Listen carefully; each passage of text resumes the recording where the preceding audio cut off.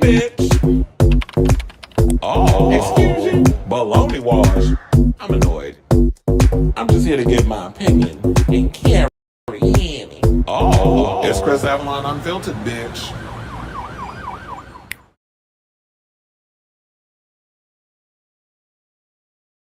Hey y'all, welcome and happy Thursday. Damn, I almost forgot what day it was. Happy New Year, bitches! It's your boy Chris Avalon, and welcome to a brand new episode, first episode of 2025 of Chris Avalon Unfiltered, a show we basically go in and talk about all things going on in celebrity news and hot topics. So this is a show for you. Definitely hit that like button and that subscribe button. Also smash the notification bell so that way you know when we go live with a brand new episode of Chris Avalon Unfiltered. And look, I was about to be on time, but then all of a sudden, what happened was, the minute I was about to go live, I realized my computer, for some reason, deleted the intro to the show. So I literally had to look through my phone, email it to myself, download it into the thing, so that way I would have it, so that way I could do my intro. Otherwise, I was just going to do the 20-second countdown and just come right on and talk out the gate. So we got some tea to spill. We finally got an update on Austin Wolf. I'm not gonna hold you. I'm gonna actually tell y'all in the beginning before we even start the situation. Like once we get to that'll be the first of the topics. I'm not even gonna let it rock until the end. So yeah, I guess everybody's back to work today because we got the latest. It came out 3 hours ago over on Pride, so we're gonna talk about it. Plus we have some tea on Kameron Michaels is launching an OnlyFans career. Beyonce news, we have some of that. A celebrity psychic is revealing all the tea that's gonna be going on with some 2025 predictions, including a high-profile breakup, a reuniting of a certain group, and some relationship news by Miss Jennifer Lopez. So we're going to get into all of that. Speaking of Jennifer Lopez, her ex Casper Smart, there's somebody called the cops on him because apparently he was growing some weed up in his house and somebody went and snitched. And so we're going to talk about that. So, you know, Hannaford just unlucky in love because her exes just keep getting into some stuff. Plus, speaking of Hannaford Lopez, remember once upon a time, not that long ago? Okay, it was kind of long. It was almost 30 years. She plays Selena. Well, apparently Selena's unaliver, Yolanda Saldivar, is trying to go up for parole this year, and people saying she better stay behind bars because she might end up unalived her damn self once she gets released from jail. So we're going to talk about that. Plus, we got to talk about Mariah and her official, is it really official though? Her relationship with Innocent Paak, and the fact that we got big forehead ass, dumb as a box of rocks, Draya coming out trying to get mad over people talking about, oh, so y'all want to sit and go in and let have on my 17-year relationship gap, but you're not going to give that same energy to Mariah. This how you know some people just are better off just laying on their back and spreading their legs and just being a cum dump rather than just having an opinion, because Draya is an idiot. But we're going to get into that later on in the show. Plus, we got to talk about this Blake Lively drama. Chill, I'm just like, I'm over it. It's just too much. It's like, it's too much. It's too much. It's too much. It's just like so much back and forth, so much drama, so much craziness. It's just, I can't even keep up. But now the agency is speaking out. Justin will file a $200-some million lawsuit. It's just a lot. My brain hurts. So we're going to get into that. Plus, we got to talk about Kate Beckinsale because Kate Beckinsale is coming out and giving her own situation of what transpired. Her own issue that she's had to deal with from people in the industry and all that other stuff. So we're going to talk about that. Plus, we have some Blade Runner 2099 news, some Mission Impossible news, some He-Man news, and some Jennifer Love Hewitt. I know what you did last summer news. So that's all the stuff that we got, and plus a whole lot more because, you know, yesterday was a pretty crazy day in regards of like stories and stuff that was coming out. But for the most part, I was going to do a show yesterday, but I was so exhausted for the Fish concert on New Year's that I was like, I did not have the energy or wherewithal to kind of put together a show and sit up in here and talk with y'all for hours. But I'm good today. I have my coffee, and so I'm good. But let me hit my banner. Let's see. I see we got comments already. Tom Holland on the cover of Men's Health. Oh yeah, I saw that picture. I was like, okay. And I heard the T to my he gonna retire. I'm like, retire? But then again, when I look at Tom Holland, it's no shade, but I really don't see him having a long-lasting career like a Timothy Chalamet or Paul Mescal or even a what's that? What the hell? Like a Michael B. Jordan. Like I don't see him kind of having a career that lasts decades. To me, when I look at Tom Holland looked like he was gonna be playing He'll probably do a couple of little movies here and there where he'll get pushed into like the movie that he has coming out with damn, what the hell's his name? With Christopher Nolan, because he is supposed to be in that movie. I could see Zendaya having a longer career than him. But he just gonna be looking like he's 12 years old, even when he's 40. And what other roles is he gonna be able to do? Like he's gonna be playing Spider-Man for the rest of his life. I mean, I feel like that's all he's gonna be good for and known for, no shade. And it's sad. But I really don't see his career lasting the test of time. I don't know what the good is for. I don't know if this has to do with Austin Wolf or whatever, but okay. Happy first episode of 2025. Yeah, it was gonna be yesterday, but like I told y'all, I doesn't have the energy or the wherewithal to get up on here and do a show. Good morning, Ting. Oh, I forgot this is a 3 hour difference where you are. What is it, like 12 o'clock? Over on your end? It's it's about to be 3:30 on this end, the Lisa Frank docuseries. Oh yeah, I did see that.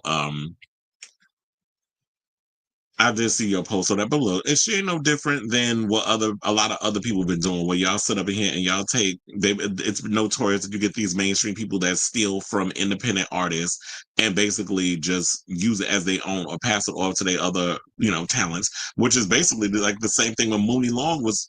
Mooney Money, I think it's Mooney Long. That's what I'm gonna go with. How she was coming out with her recent thing, and I wanted to bring that up on today's show, but I just felt like it was just so many stories.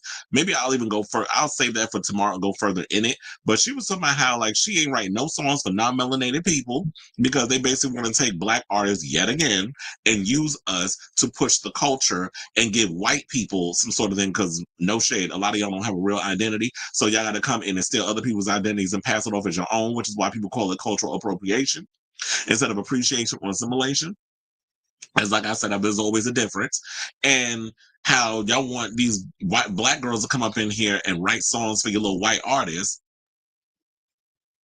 And then when it come down to the black artists, they're not celebrated, they're not given a platform, but you just want to basically use them. So she basically opened up about that Timber song that she said it was initially supposed to be for Flo Rida, but instead the song ended up going to Pitbull. Then they brought in Kesha to sing the song. They changed up the vocals and the original, vocal that she put on the song. And then because Kesha couldn't hit certain notes that Mooney could hit, then they wanted her to come in and lay down some vocals on underneath Kesha's vocals. And child, I saw that performance of hers online because I was actually working the fish concert, like I told y'all. I saw her performance at New Year's, and I'm like, Kesha, that was a mess. I was like, what is this? That's why, but then again, I started watching those New Year's Rockin' Eve type things, the Ryan Seacrest and the Andy Cohens and all of them. I'm like, this is why people stop watching network TV, cable, mainstream corporate media, because y'all are just so lame. You're lame with your damn political stuff that when y'all be spreading these fake ass propaganda like that Santa Claus and the Israel, the kid from Israel writing. I was like, what in the propaganda is going on with this stupid ass commercial? I had to just like cut that off. And then you have Andy coming up in here trying to be so damn cool, but he is so freaking annoying. He didn't need a couple of shots to be annoying. He's annoying sober. So if I can't even tolerate him just on Watch What Happens Live, you think I'm gonna tolerate him up next to that uptight ass, pale skinned queen, Anderson Cooper? I can't take that old uptight word either. I had to mumble that word. But it was like, Priscilla Renea wrote for Madonna with Bang Bang. Love Spent and I'm a Sinner, oddly, the strong and most liked on MDNA. Yeah, those were the best songs. You said Priscilla Rea. Oh, is she? I didn't know that. I didn't know she had an alias. But yeah, Money Long, she's been around for a long time, writing for people behind the scenes. But I was like, yeah, I didn't know that name from her. And look, Madonna will be running people their credit, unlike some of these other mainstream artists. But anyway, let me what we doing? Okay. Oh, like I said, I'm gonna give y'all the tea on this Austin Wolf thing. We're gonna get that out of the way. I don't want to sit up in here and wait until the end And you know me, because I'm a homosexual, we got to start off with a thirst trap. So let's put this picture of Austin Wolf up with his little small peen. I don't know how you tall with a little ass dick. You know, he reminds me a lot, him and Fitness Poppy. I don't know how y'all got all that body and all that height, but your peens look like a damn thimble. And I want to give a shout out to Porfy, because I see he out here living his best life. He back in LA getting his life together. Well, whatever. This ain't about Fitness Poppy. Let's talk about Austin Wolf, the white Fitness Poppy. But anyway, so y'all already know the tea, but let me remind y'all of the original story in regards of his criminal case, where, Justin Heath Smith, the content creator, as we all know, is Austin Wolf. He's being held at a detention in Brooklyn, the same detention center that Luigi Mangione and Diddy are being held at. I tell y'all this every time we talk about any of them three that we bring up on this show. I always bring up the fact that, yes, the Diddler, Luigi, and Austin Wolf are in the same facility. I don't know if they living their best life, but they living.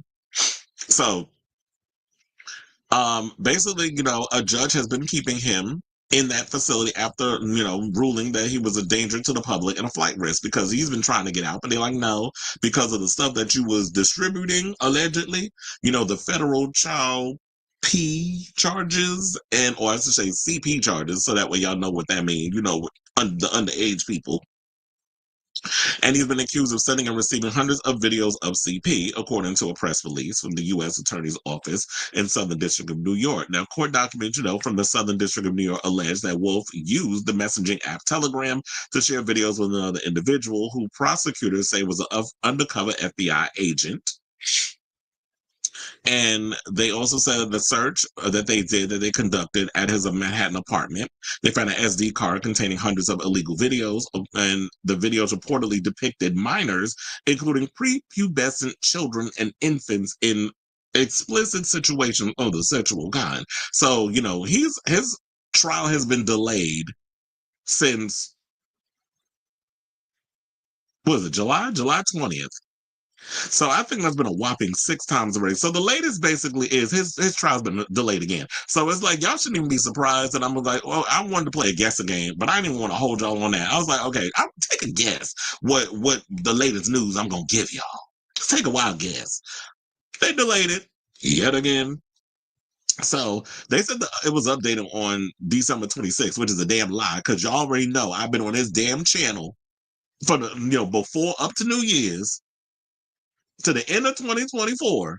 I've been looking online for the update. There was no update. So Ricky Cornish and all y'all a bunch of damn liars. Maybe you wrote it on December 26th, but you ain't hit send for the general public to read it. So a general judge in New York once again granted an additional 30-day continuance in his federal CP case. The new deadline for his preliminary hearing or indictment is January 27th. Which I'm sure when January 27th comes, they're probably gonna be like, well, February. I don't even know is there 28 days in February? I don't know. I gotta look. Or is it a leap year? I think it is. I haven't changed over my calendar yet. So we'll probably be hearing again at the end of February. Oh, they're gonna postpone it to the end of February. So I don't know how much time they need on this situation. Like, y'all literally he's been in jail for 6 months, right? Since the weekend of the main New York City Pride is when they locked his behind up. And he's been in jail ever since. So that's 6 months. With no kind of trial date or anything, they just still been postponing. So they said on Tuesday, Southern District of New York Magistrate Judge Barbara Moses ruled that the extension best serves the ends of justice and outweighs the best interest of the public and the defendant in a speedy trial. Well, this is what y'all call speedy. I hate to see what y'all do when y'all are moving at a snail's damn pace. So they said the decision marks yet another delay as prosecutors and the defense reportedly continue plea negotiations. Wolf, whose real name is Justin Heath Smith, has been in custody, as I said, since his June arrest. So that's 6 months. He's been behind bars. And that's the latest. So I guess Oh, let me close I just realized I had my other window open. So yeah, so you know what? That's the latest. And shout out to you, Austin. So I guess we'll be waiting until January 27th to hear yet again them saying that guess what? We postponed his situation again until February. And then February's going to come and then y'all going to do it to March. So I'm at a point where I'm at my wit's end. But you know what? If it's going to keep the entertaining aspect of me continuing to talk about, then we just going to have to keep dragging this out until we get the latest update on it. So that, in a nutshell, is the latest update. I want to hear from you all. Are y'all surprised that Austin Wolf's court trial situation has been delayed yet again, which I believe, if I'm not mistaken, is the 6th time they have delayed his court date? So whatever your thoughts on this story, let me know in the comments down below. Okay, so now I heard they can't find evidence at all, so something just makes me think he was tipped off and scrubbed it off the planet. Well, here's the thing. I'm wondering if they could possibly do that because the reality is people think that you could delete things from social media, but you can't really delete things from social media. Social media, there's always a way that you can find stuff and dig it up if you know the right people that know in IT that know how to do all that stuff and dig things up. So we'll see. But if they can't find no evidence and they playing around, then I guess it will be a situation. It's like, well, if we just holding him and y'all delaying it, and there's no actual evidence that he has that y'all found any kind of underage sexual content from minors, as I was saying, on these on these drives or whatever, or drive. I don't know how I forget. I think it was like only one. So then, in the words of Moses, let my people go. I don't know why all of a sudden that popped in my head, but I just went with it. And he said leap year. Oh, okay. Yeah, child, I can't never remember stuff past what I said last week. I was going to remember that last year was a leap year. So we got another 4. So in 2028 is when we'll have the other, when we'll get the 29th of February. Oh, they ain't letting Diddy go. Diddy, dumbass, kept all the evidence for his own, I guess, pleasure or blackmail or whatever. Oh, did they? As they should. First of all, when are they going to lock up Mayor Adams? Is it because he's a former police? He's former police and all the other politics that goes on with that they're not going to lock his ass up? Now, the one thing I will give Andy Cohen, because I can't stand that queen. Sidebar: y'all know the podcaster Sloan did not know he was dating Matt Cohen. That was a shock to me. Two content creators hunching. That's kind of making me like Matt Cullen a little less though, because I'm like, ew, that's who you dating, him and all that chin. But anyway, back to the whole situation with the police chief or whatever. It's like the one thing I would give Andy Cohen is when he did throw a little shade at Mayor Adams during the New Year's thing. I saw that clip online. And I did like the comedian, I can't remember his name, that threw in that joke about because they wanted him to do shots with Andy Cohen and Anderson Cooper. I don't even recall if Anderson Cooper was actually drinking or whatever. I think it was basically Andy. Anderson loved just being an uptight old queen. So Andy was up there being his annoying usual self. And I did see the clip where the comedian was like, oh no, the last black man that drank up on here got fired. So I'm not drinking with y'all.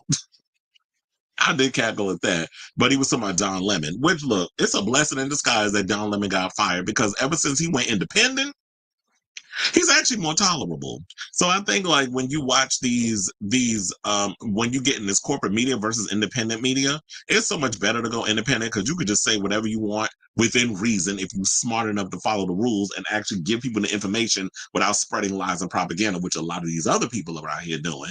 Then you don't have to be beholden by these corporate, slave owners. KYPD, I mean NYPD. Well, we know they corrupt and a joke and don't do shit. Like people get set on fire in New York. People, all kinds of stuff is happening, and they just stand around looking like they just completely lost.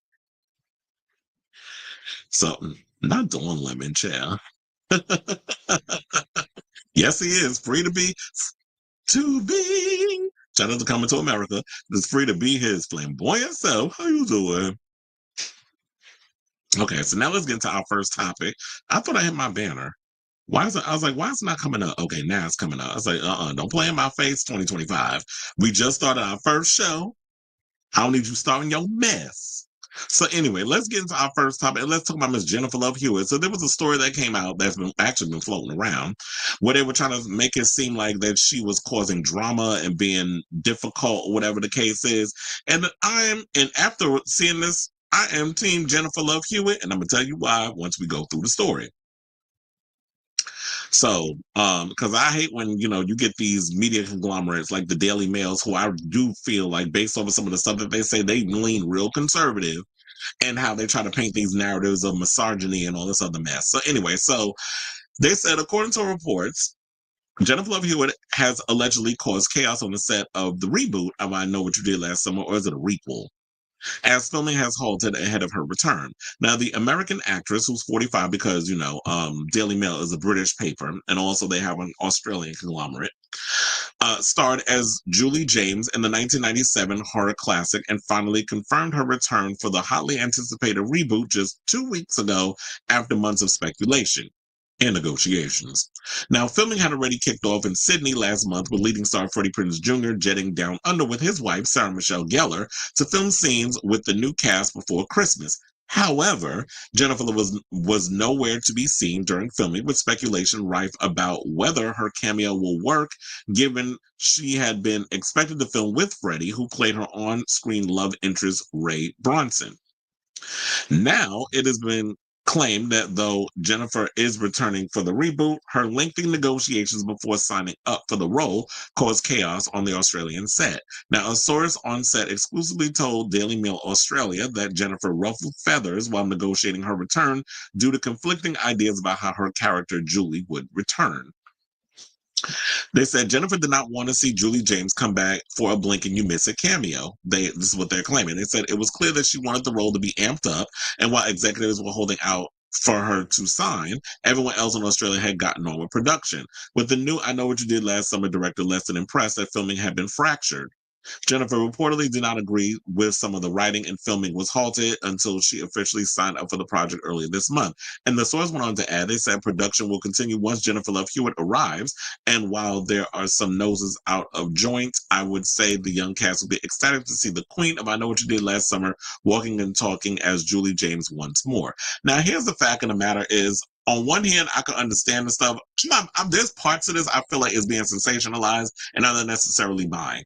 Now, I will buy this part. I do agree, because I've said this even before she said it, that if you're going to bring back a legacy character, I'm going to bring her in this, as well as Sidney Prescott herself, Neve Campbell. If you're going to use a pre-existing IP to launch a whole new cast, but then you trying to be slick, and this is what a lot of you studios like to do.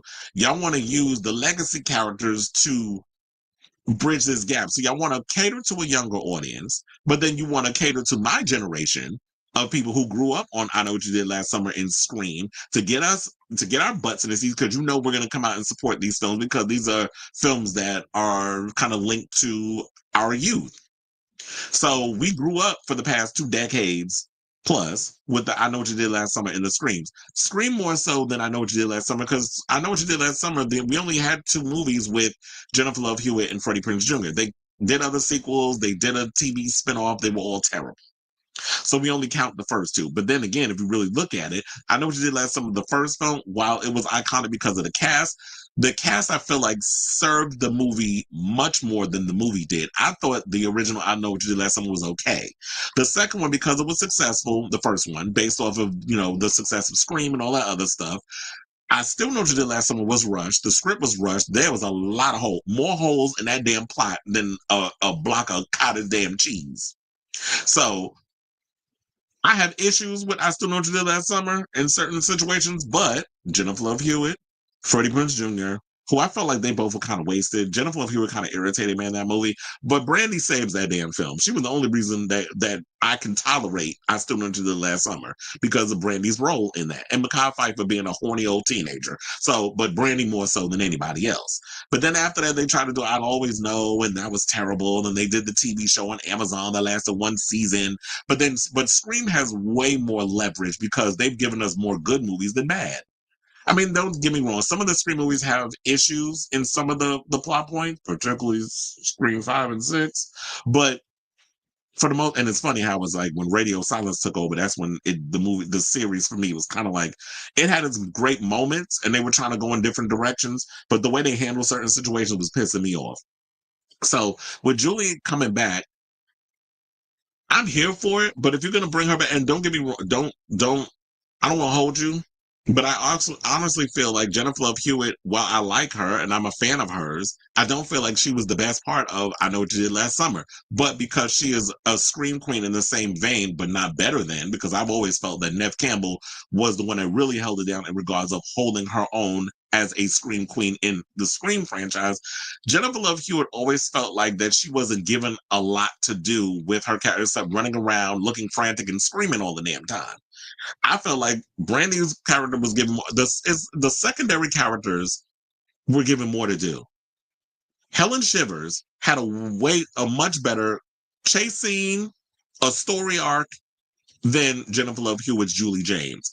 If you watch the sequel to I Still Know What You Did Last Summer, I always felt like Carla Wilson was a step above Julie James. And how is it that you create a franchise where it's supposed to be the final girl is supposed to be the lead and it's supposed to be the one that keeps us all going or whatever and carrying the film, but it felt like Jennifer Love Hewitt really wasn't stepping up to the plate in those films. Now, like I said, I like watching her. I've been a fan of hers for an eons, but I just don't feel like she held that franchise together like Neve Campbell did with Scream. But if you're going to bring her back, I don't want y'all having her as a bona fide cameo. And I feel like y'all was trying to do that slick mess like the same way y'all did with Neve Campbell, where Radio Silence comes in after Wes Craven passes away. And then you got Scott, what is it? Oh my God, I totally forgot. I almost said Skydance. Y'all know the company that all y'all are mad at, calling them Zionists and all that other mess. They come in and start trying to be like, oh, well, we're under new management, so we're just going to try to we're going to kill off one legacy character. We're going to pretty much have all the other legacy characters as background fodder while we try to push up these new generation of kids, but you just basically going to use the main guys who we grew up with, Dewey, Gail, and Sydney as background fodder, and that's disrespectful to us. So you basically want our money, but you're going to reduce them to background fodder or window dressing while you try to bring up these new generation of people. And there's nothing wrong with that. If you got something that you can give these characters something to do, I'm here for it. But don't use us legacy people to just come in because you want our dollars, but you're going to have us window dressing. Because it's like, yeah, if you want me to be in this thing, you got to give me something to do. So I'm with Jennifer Love Hewitt on that. And to me, I don't feel like depending on how much she was in the film, if you have these other people coming in, you could shoot all these scenes. People don't shoot films for the most part in sequence. So you could do all the stuff with everybody else and shoot all their stuff. But if you need to bring Jennifer Love Hewitt for whatever part she's got to come in, you could shoot those. But I am kind of wondering, are y'all going to make y'all deadline? Because aren't they supposed to be coming out with, isn't this film supposed to be coming out in July of this year? So what are we in? I'm like 6 months away. So it doesn't take long to shoot a horror movie. They started filming it in December. They can have it wrapped by February. Because January is like a long month. It's like, what, 5 weeks? So they got plenty of time to shoot this. It do not take 6 months. You don't need, this is not like Dune 2 or what we're about to get into later on, the Blade Runner 2099 series, where they've been shooting that over, in Prague and Belfast, I believe, for 6 months. You don't need a 6-month shoot when it comes to horror films. There are people that shoot horror movies in like a month. Sometimes, well, the standard would be like 2.5, 3 months. But normally, some other movies, they'll shoot stuff in like 6 weeks. So it depends on the production. So I'm not upset with her about this. So I don't understand. I just feel like that the people behind the scenes are trying to make this a bigger situation than what it is. And I just don't think that that's fair. I feel like y'all just being a little sexist with the whole situation. So yeah, she said, if I'm gonna come back 27 years later, I don't want to just be in it for 5 seconds. Like, don't want it just to be like the thing that's like, oh well, there's the ghost of I Know What You Did Last Summer. Here she is. And so I want to be able to carve out time to really be in it for people and to have it matter. So we're working on it. So yeah, they've been working on the script. They've been working on the negotiations. And who knows? If there are, I don't know if there's going to be scenes with her and Freddie. Freddie said he already wrapped his stuff before Jennifer. And then what was it? Days later, Jennifer came out and said that she's coming back. She's officially back. And this was the post that she put up, the one I'm showing you now with the post-its, where it says, I Know What You Did Last Summer. That was her official announcement on her Instagram. So if it comes down to it, I'm sure that what they'll probably do is they're going to have to call Freddie to come back. They'll probably maybe have them shoot some scenes together to give us nostalgia fans that, look, it's Ray and Julie reuniting on screen, and yay! I mean, I'm here for the nostalgia of it all. And you know, when you get to a certain age, it's all about the nostalgia. We look back on the groups and the bands that we loved, and we support them years later. And then it comes with movies where they're rebooting and giving legacy sequels, where we come out and we support those. So, um, they'll figure it out, and we shall see how this all plays out when it does. So I will definitely keep you guys abreast of the story as it develops. But like I said, I'm team Jennifer Love Hewitt on this one. It just made it seem like y'all were trying to say, oh, she's being difficult because, oh, this is a woman demanding her, da da da da. And then we're going to get into some stories later on where women are not treated fairly and equally on set, and they're put into compromising situations. And if you speak up, it's the end of your career, whatever the case is. When we talk about Blake Lively and we talk about Kate Beckinsale. So I say all this to you to ask, what do you think of this story regarding Jennifer Love Hewitt and the negotiations of I Know What You Did Last Summer? They're trying to make it seem like she was being problematic. I don't see it that way, but let me know what you guys think of this story in the comments down below.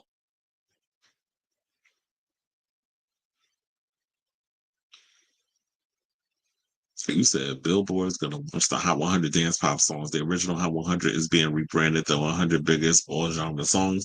Oh, I'll definitely want to check that out. You said the trailer for Scream 5 and the poster led you to believe it was legacy trio focused, but when you sort of film exactly, and that was the thing that pissed me off. It's like the false advertising. You did that to drag us legacy fans to come see Scream, and then we watched it. It was heavily on the core four, which is nothing wrong with introducing us to these new characters, but don't spin in my you know what is what was the old line Judge Judy said? Don't piss in my leg and tell me it's raining. So don't sit and do that whole situation to me where it's just like, I'm here as a fan of the Scream franchise. You're kind of it's under new management, so I want to see how y'all handle it. And it's like, yeah, you wasted Nev Campbell, you wasted Courtney Cox, and then you went and had the absolute nerve to kill off Dewey, but then y'all give all this plot armor to y'all characters. So that's what was pissing me off with Radio Silence and some of the decisions that they were making with the Scream franchise. So and then when it all comes down to it, because y'all were just trying to cast our people aside to bring in this new generation, and this is what's the cackle for me. Because it's funny how like these so-called Melissa Barrera stands are mad at Nev Campbell for coming back. But it's like, but wait a minute, but did y'all have that same energy when they treated her like crap over there and wouldn't give her her worth? Because she has carried all of these films to a lot of box office success, with her being like the longest run of living scream queen in all the films. Now that would actually go to Courtney Cox because she's been in every film. But if Nev Campbell would have came back and gotten what she needed to get out of Scream 6, then she would have had that title. But it's like, okay, y'all were mad for a moment, or some of the people, or maybe it was like divided. So I don't know. I just found like a lot of it is just performative. Thank you with Spyglass. I don't know why I was thinking of Sky. I was thinking of the company that produces the Mission Impossible stuff. That's what I was thinking about when I was talking about. I was gonna say Skynet. Now y'all know Skynet is freaking Terminator. I know my brain is all over the place. You said she's a TV actor, and I feel these actors need to understand there's nothing bad. Yeah, there's nothing wrong with being bad for TV, but here's the thing. Back in the day when we watched a lot of those horror movies like Scream and I Know What You Did Last Summer, a lot of the actors came from television. So when we looked at Scream, Neve Campbell was a TV actress before she graduated into horror films, and then they plucked a lot of people. Portia de Rossi, who was in Scream 2. Then you had Sarah Michelle Gellar, all these other characters that were from the small screen TV world, graduated into doing those genre of movies. Even now, when you look at urban legend, you had Alicia Witt, you had Jared Leto. Jared Leto came from TV too. He was on My So-Called Life. So you had all these actors who came from the world of the small screen who graduated into doing these films. There was some that were able to parlay it into a full-fledged film career. But when you look at Jennifer Love Hewitt, it's like, yeah, Jennifer Love Hewitt may be a small screen TV actress at heart because that steady check definitely works wonders between her doing the Lifetime Christmas movies to her being on 911, which I need to catch up on, and all that other stuff. It's like, yeah, she does TV, but also I know what you did last summer. She is synonymous with it, unfortunately. And look, we've seen before that you can take an IP that was run by other people, and if you don't try to make it like this legacy thing, it could work. Twisters is a perfect example, where it's like you had these new characters. What was her name? Daisy Edgar Jones, and then you had Glenn Powell, where it's like you brought them in. They didn't even have no attachment, even though they took stuff from the original with Dorothy and all that other stuff. And they took, a lot of the elements from the original movie, but they made it their own film without having to include Helen Hunt, because you can't include Bill Paxton. He's dead. So you brought in, all these other characters. It was similar to the original Twister, but it was its own film. If they would have went in that direction with this, that would have been great. But when y'all sit up in here and try to use legacy characters to just get butts in seats, but you really just gonna give them a cameo, I'm just glad that, you know what, Jennifer Love Hewitt was probably paying attention to what had happened to Neve Campbell. Was like, oh no, bitch, you're not doing that to me. So she was smart with that. But you said Cindy was used a lot in screen promotion. The knife Ghostface holds in front and center in the poster. Yeah. And it was like they lied to the fans. Jennifer isn't much. What? She does. But you know what? She's all right. Like I said, we're the only ones keeping movies alive. Gen Z rather stay at home, watch 30-minute TV shows over 90-minute movies. Yeah, so it's like us, we're basically keeping the movies alive. Millennials, Gen X, boomers, those of us who were raised on movies. I think there are some young people that like movies like that. But when I went to go see Terrifier 3, there was a lot of Gen Zers in there. So it depends on the film. I think it has to be like an event for them to want to go. They have to go with their friends. I'm glad you told me that, because look, I have no intention of wanting to see It Ends With Us. I feel like the drama going on between Justin and Blake is way more entertaining than that film. And you still couldn't get me to sit and watch that damn movie. But if y'all want to see it, it's on Netflix.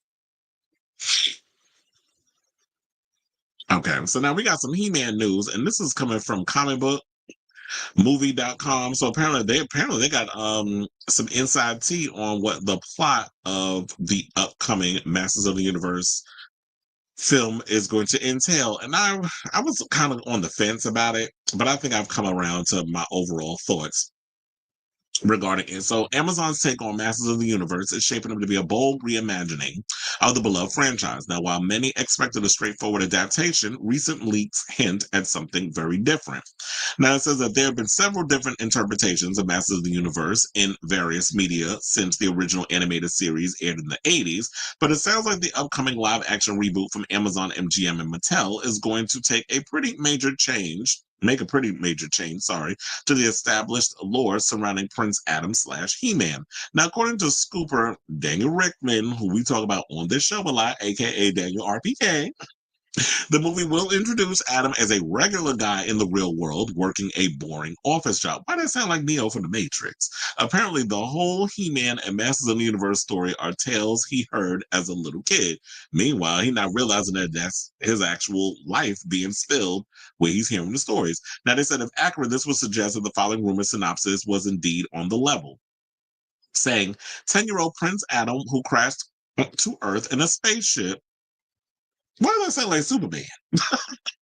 and was separated from his magical power sword, the only link to his home on Eternia. After tracking it down almost 2 decades later, Prince Adam is whisked back across space to defend his home planet against the evil forces of Skeletor, played by Jared Leto. But to defeat such a powerful villain, Prince Adam will first need to uncover the mysteries of his past and become He-Man, the most powerful man of the universe. And so, again, there have been a few variations of Prince Adam's origin in the animated shows and comic books over the years, but this will be the first time we've seen the character grow up on Earth before making his way back to Eternia as an adult, although it's worth noting that the 80s live-action movie starring Dolph Lundgren was primarily set on Earth. And that's what my issue with when I first heard about this, that's immediately what I went to. I was like, one of the things I do not want us to go back to is the fact that we spend a bulk of the film on Earth. What I do like is that it is the original film in reverse, whereas we spent a little time on Eternia, they ended up going to Earth, and we had Courtney Cox and all of them up in there. But now they're flipping it where it's like, okay, he starts out on Earth. It does have this Superman vibe where it's like his ship crash lands on Earth, but at least unlike Kal-El, Prince Adam has a home to go to. So once he discovers his origin and he realizes that there's so much more, he's a ordinary guy who winds up in an extraordinary situation. That does kind of flip it on his head. So I think they were trying to see, like, okay, so how do we even reckon this regular guy who's working a boring office job goes and like, how do you explain, first of all, how do you explain the physical transformation? I don't know if I like the idea of, okay, so you got this overly jacked dude working an office job. I would say make him work construction. That would explain why his body is ripped the way it is. It's like he works a construction job. He's doing something physical. He's a blue collar guy. And then, he's like, it's just this regular boring job that he has, a union job that he's maybe doing, as I said, construction or whatever. There's conversations, things start happening with him in his mind that he's having these little flashes or whatever the case is. And then there's this connection or something or another when he comes across a sword. Who knows? Maybe while they're doing construction, the sword is happily buried up in the ground or something or another, and he comes across it. And then all of a sudden he grabs it and goes, I have the power. I know that comes off a little cheesy, but they'll have to figure that out. It's like all of a sudden he comes across this sword. Oh, I have the power. And all of a sudden he becomes He-Man, and then he's in this regalia on the right. Can you imagine that? All of a sudden you in your little construction outfit with your Timbs and your jeans and your t-shirt. Then all of a sudden you wind up looking like a half-naked member of the village people. And so it kind of goes into that. But what I want, personally, and I've been saying this for the longest, when we do get to Eternia and he has this connection and he trying to find out his background and all the other stuff, what I really want them to do is kind of give us this more don't take yourself too seriously, but I want the serious tone. But it's just a fun action movie. So more Game of Thrones, we dig into like the lore and the houses of the families of things that's going on with the people of Eternia, and he has to be the one to come and save them from the evil Skeletor. And there's this war going on between the people who are there, like Tila and Man at Arms and stuff, are trying to hold down the fort. And they're going at war with Skeletor and his people trying to take over Eternia. So y'all can have that. So it's got this Lord of the Rings meets Game of Thrones type of vibe. Now, if they can go into that direction, then you could definitely count me in. I just don't want y'all to be so damn cheesy and corny that I'm just going to be like, I'm not interested in this movie. So if y'all have this whole thing of where it could be more of this whole stranger in a strange land type of dynamic, and the fact that y'all will be focusing on he starts out as a kid and he becomes an adult, I'm definitely here for it. So the movie, has, as you see in the picture, Nicholas Galitzine, who was in movies such as Red, White, and Royal Blue and Purple Hearts. He's playing Prince Adam / He-Man. And you have Camila Mendes from Riverdale, who's going to be playing Tila. Alison Brie is set to play Evil Lynn. We have Idris Elba as Man at Arms, and as I said earlier, we have Jared Leto, who is from Morbius, Blade Runner 2049, and the upcoming Tron Ares is going to be playing Skeletor. So, kind of me intrigued. So, as like I said before, it's like I do like the idea that it could have like the Superman in reverse type of vibe, where he spends time on Earth, blending in with the Earthlings until he discovers his destiny, and then he basically will reconnect with the sword and go back to Eternia and fulfill his actual destiny, which is he is meant for something way greater than just being a guy in an office, very, Neo from the Matrix. So, don't spend 80% of the film on Earth. Spend at least a good 10-15% and then get us to Eternia so we can literally get into that whole situation.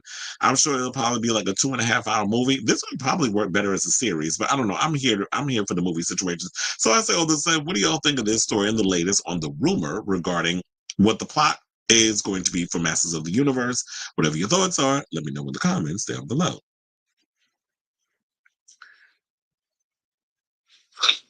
Robo says, why do you think articles always mention the celebrity age? I know that's the thing that irritates me is the fact that, especially when it's a woman. Oh, Jennifer Lopez is 45. Okay, and what the hell does that have to do with the price of tea in China? That always gets on my nerves is that y'all always have to make it a point, especially like I said, when it comes to women actors, that you have to let us know their age. Like, does that hinder their ability to do the job because she's 45? Versus someone who's 25, just because you're young don't necessarily mean you know every damn thing. And that's the irritation I have with this industry where they always try to push that. So I get irritated with that whole situation. But anyway, let's move on and let's talk about Mission Impossible. Speaking of origins and things of that nature, it looks like we may be getting an origin story regarding Ethan Hunt. Who's sidebar? I don't know if y'all knew this, but that's actually my real last name. My last name is not Avalon. It actually is Hunt. So that's why I be making jokes and saying like Ethan Hunt is my cousin. So anyway, yeah, that's a fun fact. Look at me spilling tea about myself. So, oh wait a minute. I was like, what is this I got open? It was like one of my emails. So yeah, so we are getting some stuff regarding the whole Ethan Hunt story that because Mission Impossible Dead Reckoning part. Oh, this is the Final Reckoning. I almost said Dead Reckoning Part 2. The Final Reckoning is supposed to be coming out. And so now they're saying that word on the curb is that they're looking for a younger version of Ethan Hunt to appear in the next film. So, with box office receipts of Mission Impossible franchise taking a dip over the past couple of sequels, with Dead Reckoning Part 1 with having a budget of $290 million with a worldwide gross of $566 million, rumors are swirling that Tom Cruise may be looking to shake up the franchise by looking for an unknown actor to portray a young Ethan Hunt. Now, word on the street, and that would be The Sun, is that the Hollywood actor plans to take fans back into Secret Agent Ethan's early life in the 8th and ninth installments of the action movie series. Now, Tom is working on finding a budding young actor to take on the role. I could have sworn they were finished filming that movie already, so they're still filming it? So they said the opportunity is undoubtedly huge and would mark the cards of the lucky person who gets the job.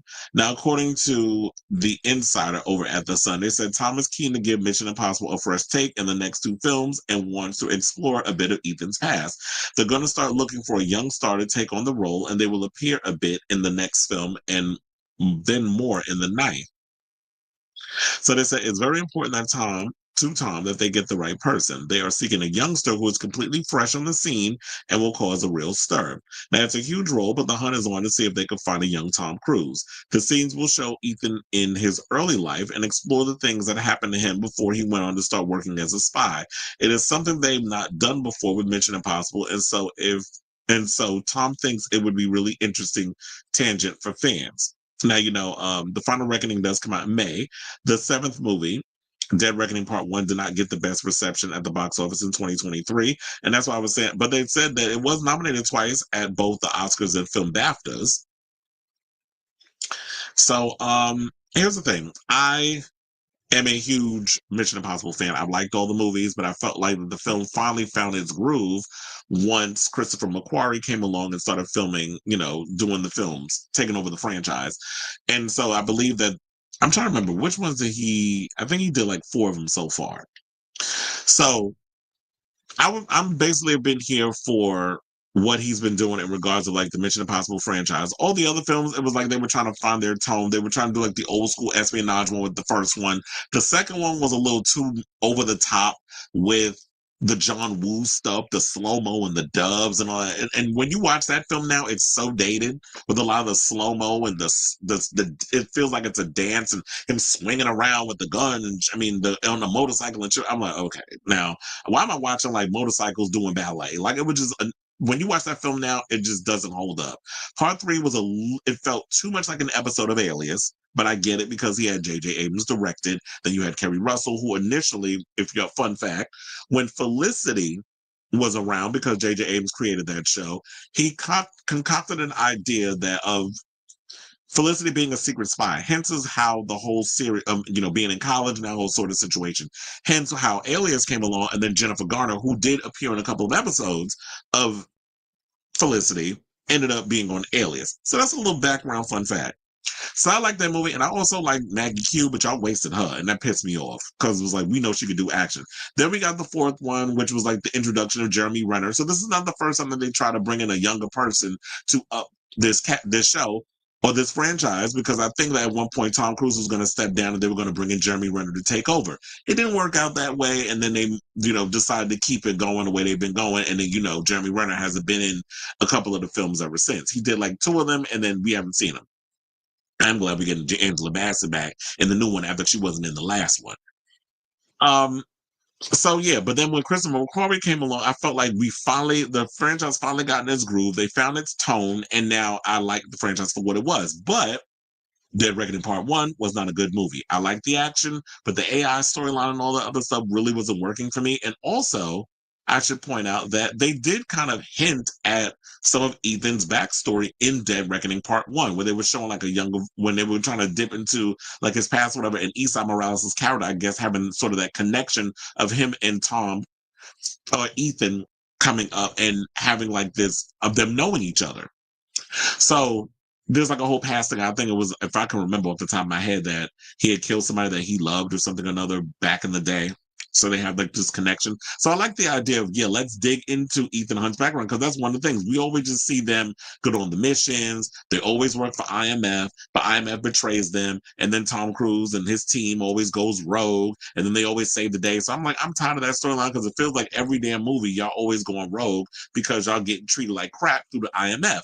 But now if we can get into a whole, let's get the younger version of an Ethan Hunt and learn his backstory to give a little more fat on the bone to Ethan's character, instead of having him just be this action dude that's just doing all his crazy stunts and we're wild by it on IMAX screens, but we don't really know much about him. I feel like there needs to be more character development if you want us to give a damn about these characters. So I'm actually here for a younger actor. Now, regardless of who they're going to get to play him, I have no idea. I can't think of nobody off the top of my head. I know. So, look, don't even say Tom Holland.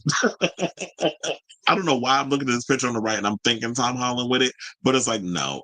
Tom Holland, I know, is pushing 30. He still look like he's 12. So, I don't know who they would pick. I guess they would have to go with an unknown. Why do I have a strange feeling it's going to be a British dude or somebody or another? Because it's like the English or the Australians, y'all be hitting it out of the park when it comes to the acting. So, why do I think like it's going to be somebody who's not American that's going to end up getting the part? Because the Brits definitely be doing a thing in regards to the acting. So I'm actually, based on the trailer that I saw already of, Mission Impossible, The Final Reckoning, it does look like a good movie. And I'm excited to see what they're going to do with this franchise. And if this story proves to be true, that we'll get a more of a backstory on Tom Cruise, a younger version of Ethan Hunt. Scientology and all that other mess aside, I do like the franchise, and that's the only time that I can really tolerate Tom Cruise. So I say all this to say, what do y'all think of this rumor, according to Daniel RPK, that the Final Reckoning, or did he even say that, or was that the last?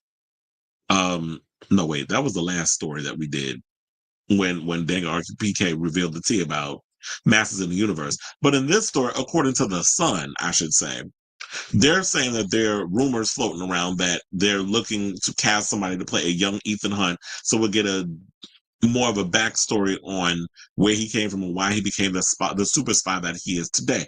So whatever your thoughts are on this story, let me know in the comments down below. You said Madonna said that was her biggest issue, because that's like telling everybody she's this old. Remember that, as if Madonna being this number is a bad thing. Age is nothing but a number. It's not, and I always say this is not how old you are, it's how old you feel. I just hate that society, especially in America, we put such a emphasis or a label or guardrails on, well, you're this age, so you have to be able to do this at this time. Otherwise, you should just wither away and die. And I'm like, who said that that's the way things have to be? It's like, oh, well, you're this age, so therefore you can't go off and do certain things. I just think that's just a load of crap. And people get so caught up in age, especially when it comes to women.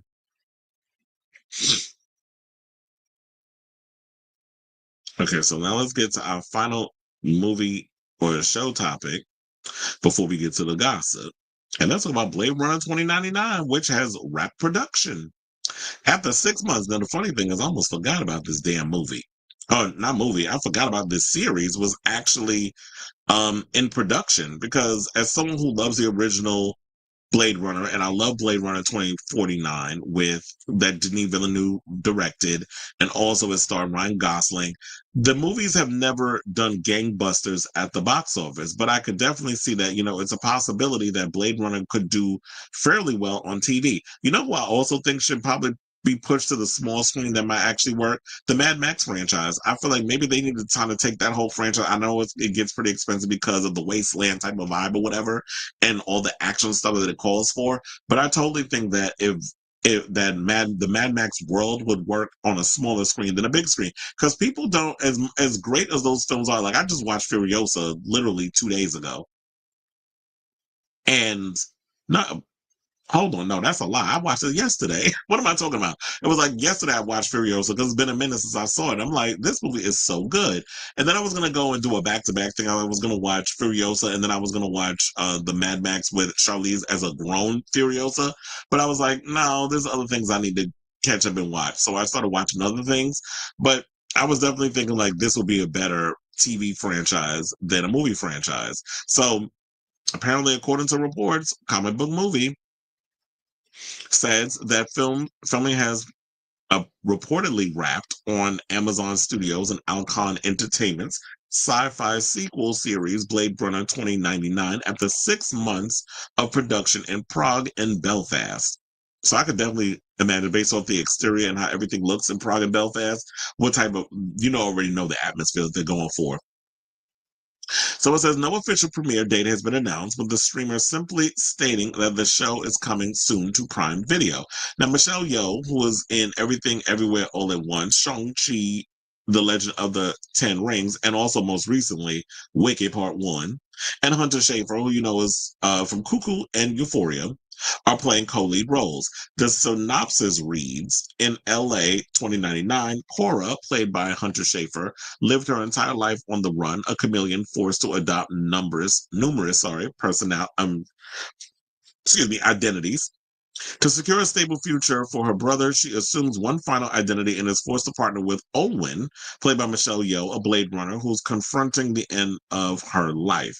The two are pulled into a widening conspiracy that poses, Jesus, I can't read today, an existential threat to a city that's fighting to be reborn. Now, Shogun director Jonathan Van Tulikin helmed and executive produced the first 2 episodes. He replaced Jeremy Podesla, who was originally set to direct before being forced to step away due to a scheduling conflict. Now, for someone in television, I absolutely love Jeremy Podesla. Whenever he comes up and does stuff, I've always been pretty much a fan of his writing and directing and all other stuff.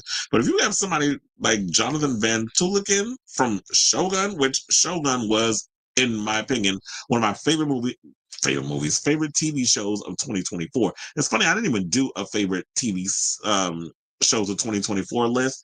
I should have, but it was just so much going on in 2024. I didn't really get around to it. In regards to like my wrap up of like movies and everything, I was doing all of that and music, but I didn't focus on the TV part. And there was way more interesting TV shows than there was movies, in my opinion. But Shogun is definitely up there. If you guys have not checked that show out, definitely check it out. So if he's behind this and he's executive produced first 2 episodes and direct and was behind putting all this together, then I'm assuming that this is in good hands and that we're probably in for a treat. Because here's the thing. Blade Runner is not bad as a whole. It is a pretty good. Both movies are pretty good, even though they weren't box office successes. but it's got a cult classic vibe. So I'm hoping that it finds an audience on the small screen. Because you already know what. Well, first of all, Jeff Bezos got enough money to burn, so he's not one for hurting in regarding of if the show doesn't really do that well. But I think it will. And so far, Amazon's been doing a great job with putting out good quality TV shows, especially when you watch shows like The Boys or Fallout and that sort of thing. So Amazon Studios and Alcon Entertainment are developing the project with the original sci-fi classics director Sir Ridley Scott on board as an EP. Soka Louisa from Shining Girls will serve as showrunner. I'm not really familiar with Shining Girls, so I don't know what that. I don't know if that's even a good thing or a bad thing. Now, they said the original Blade Runner, directed by Scott, is considered one of the greatest and most influential science fiction movies of all time, and we're excited to introduce Blade Runner 2099 to our global Prime Video customers. This is what Amazon studio head of Global TV, Vernon Sanders, said in a statement back when the show was announced. We are honored to be able to present this continuation of Blade Runner franchise and are confident that by teaming up with Ridley, Alcon Entertainment, Sky Free Productions, and the remarkably talented Soka Louisa, Blade Runner 2099 will uphold the intellect, themes, and spirit of its film's predecessors.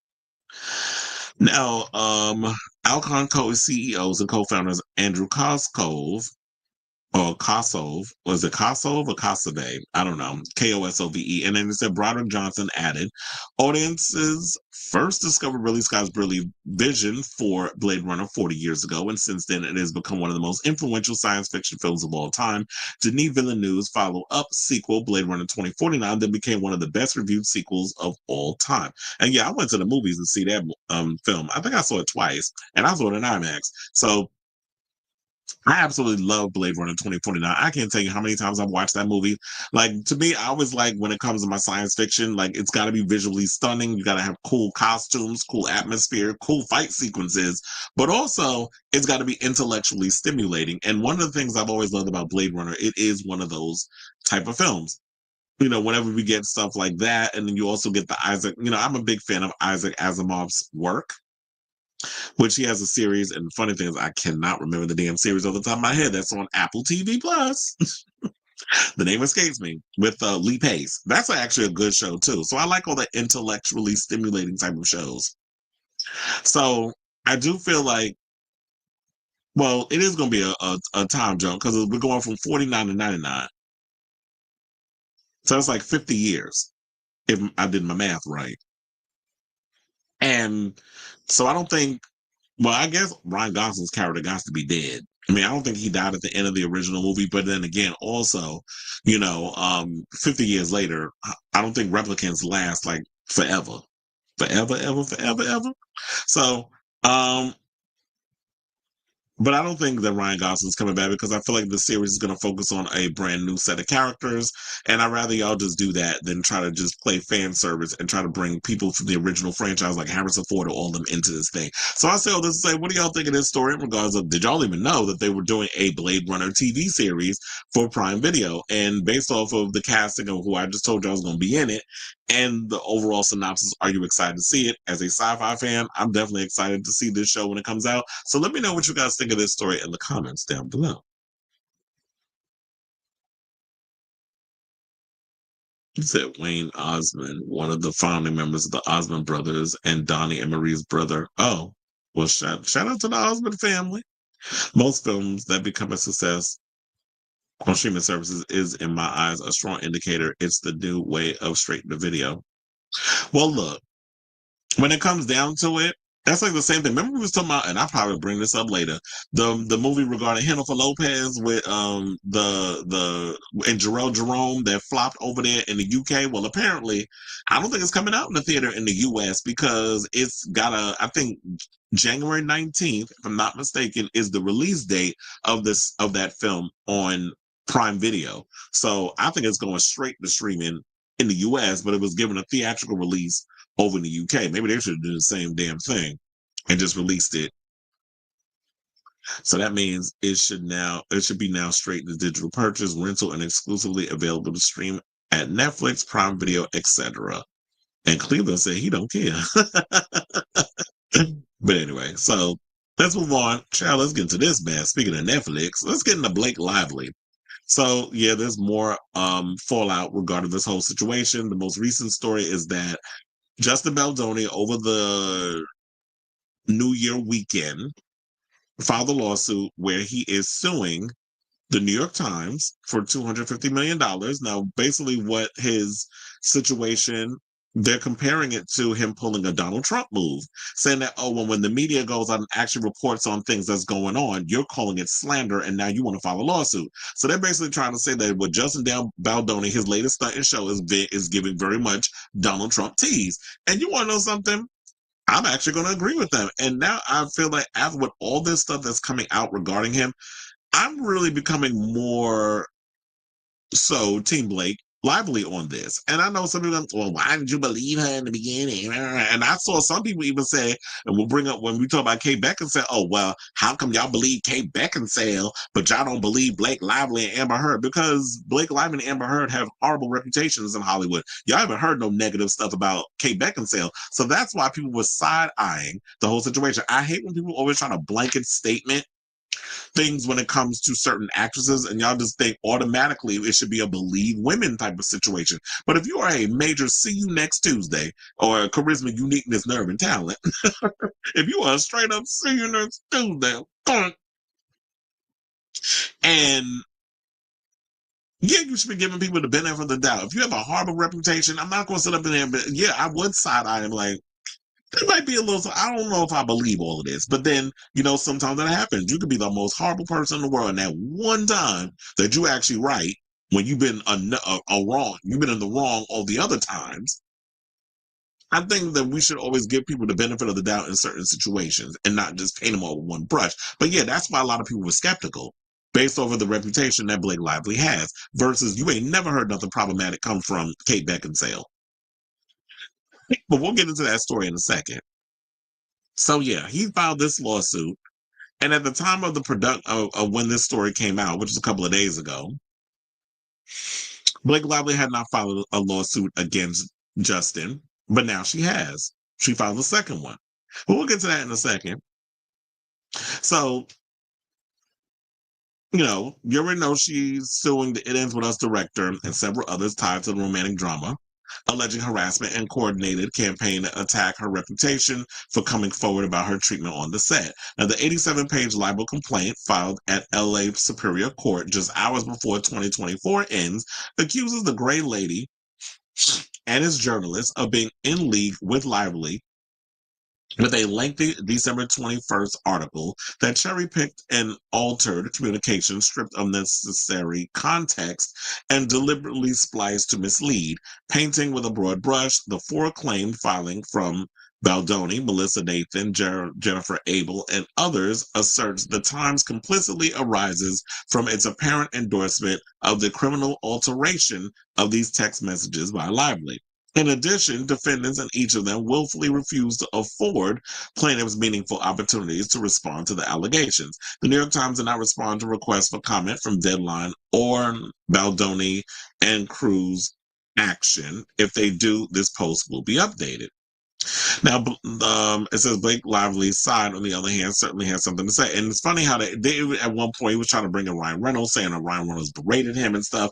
But here's the thing. I'm Team Ryan Reynolds. And it's because, first of all, sir, I know maybe you don't understand how women work because you equate femininity or womanhood with your alleged adult performer addiction, which you have talked about. So maybe you don't respect women in a whole lot of ways. But one of the things you don't do as a man is that if you're on a set, because you got to do a scene where you have to pick her up and you talking about that you got back issues. If you have back issues, then maybe you need to not put that scene up in the damn movie. So you need to worry about, well, how much do you weigh or whatever, because she had just had a baby when she went and shot the movie. So like, well, how much does she weigh? And I'm like, you don't ask a woman that. How dare you? So you really think that Ryan Reynolds is not going to defend his wife? I'd have did more than cut. You better be glad that all he did was berate you. And he ain't, Deadpool your ass. You need to be glad he didn't do that to you. And I'm not saying like hit you with harsh language. I'm talking about putting fists up in your mouth and knocking your teeth in the back of your damn throat. So they said nothing in this lawsuit changes anything about the claims advanced in Miss Lively's California Civil Rights Department complaint, nor her federal complaint filed earlier today. This is according to attorneys for Lively. And this is what they told Deadline, by the way. So they said the lawsuit is based on the obviously false premise that Ms. Lively's administrative complaint against Wayfair and others were a ruse based on a choice not to file a lawsuit against Baldoni, Wayfarer, and that litigation was never her ultimate goal. This is Lively's Manat, Phelps, and Phillips attorneys and Wilkie, Farr and Gallagher LLP firm, ad of the astroturfing attack she allegedly suffered to her and Reynolds' personal and professional detriment. As demonstrated by the federal complaint filed by Ms. Lively earlier today, the frame of reference for the Wayfair lawsuit is false. While we will not litigate this matter in the press, we do encourage people to read Ms. Lively's complaint in its entirety. We look forward to addressing each and every one of Wayfair's allegations in court. Well, Justin came out and said a whole bunch of other stuff. And at one point, even tried to put blame on, WME, and saying that his agent and stuff was there at the time, and Blake was trying to keep him from showing up at his own premiere. Well, the latest on that, after she done filed her own lawsuit or whatever, is that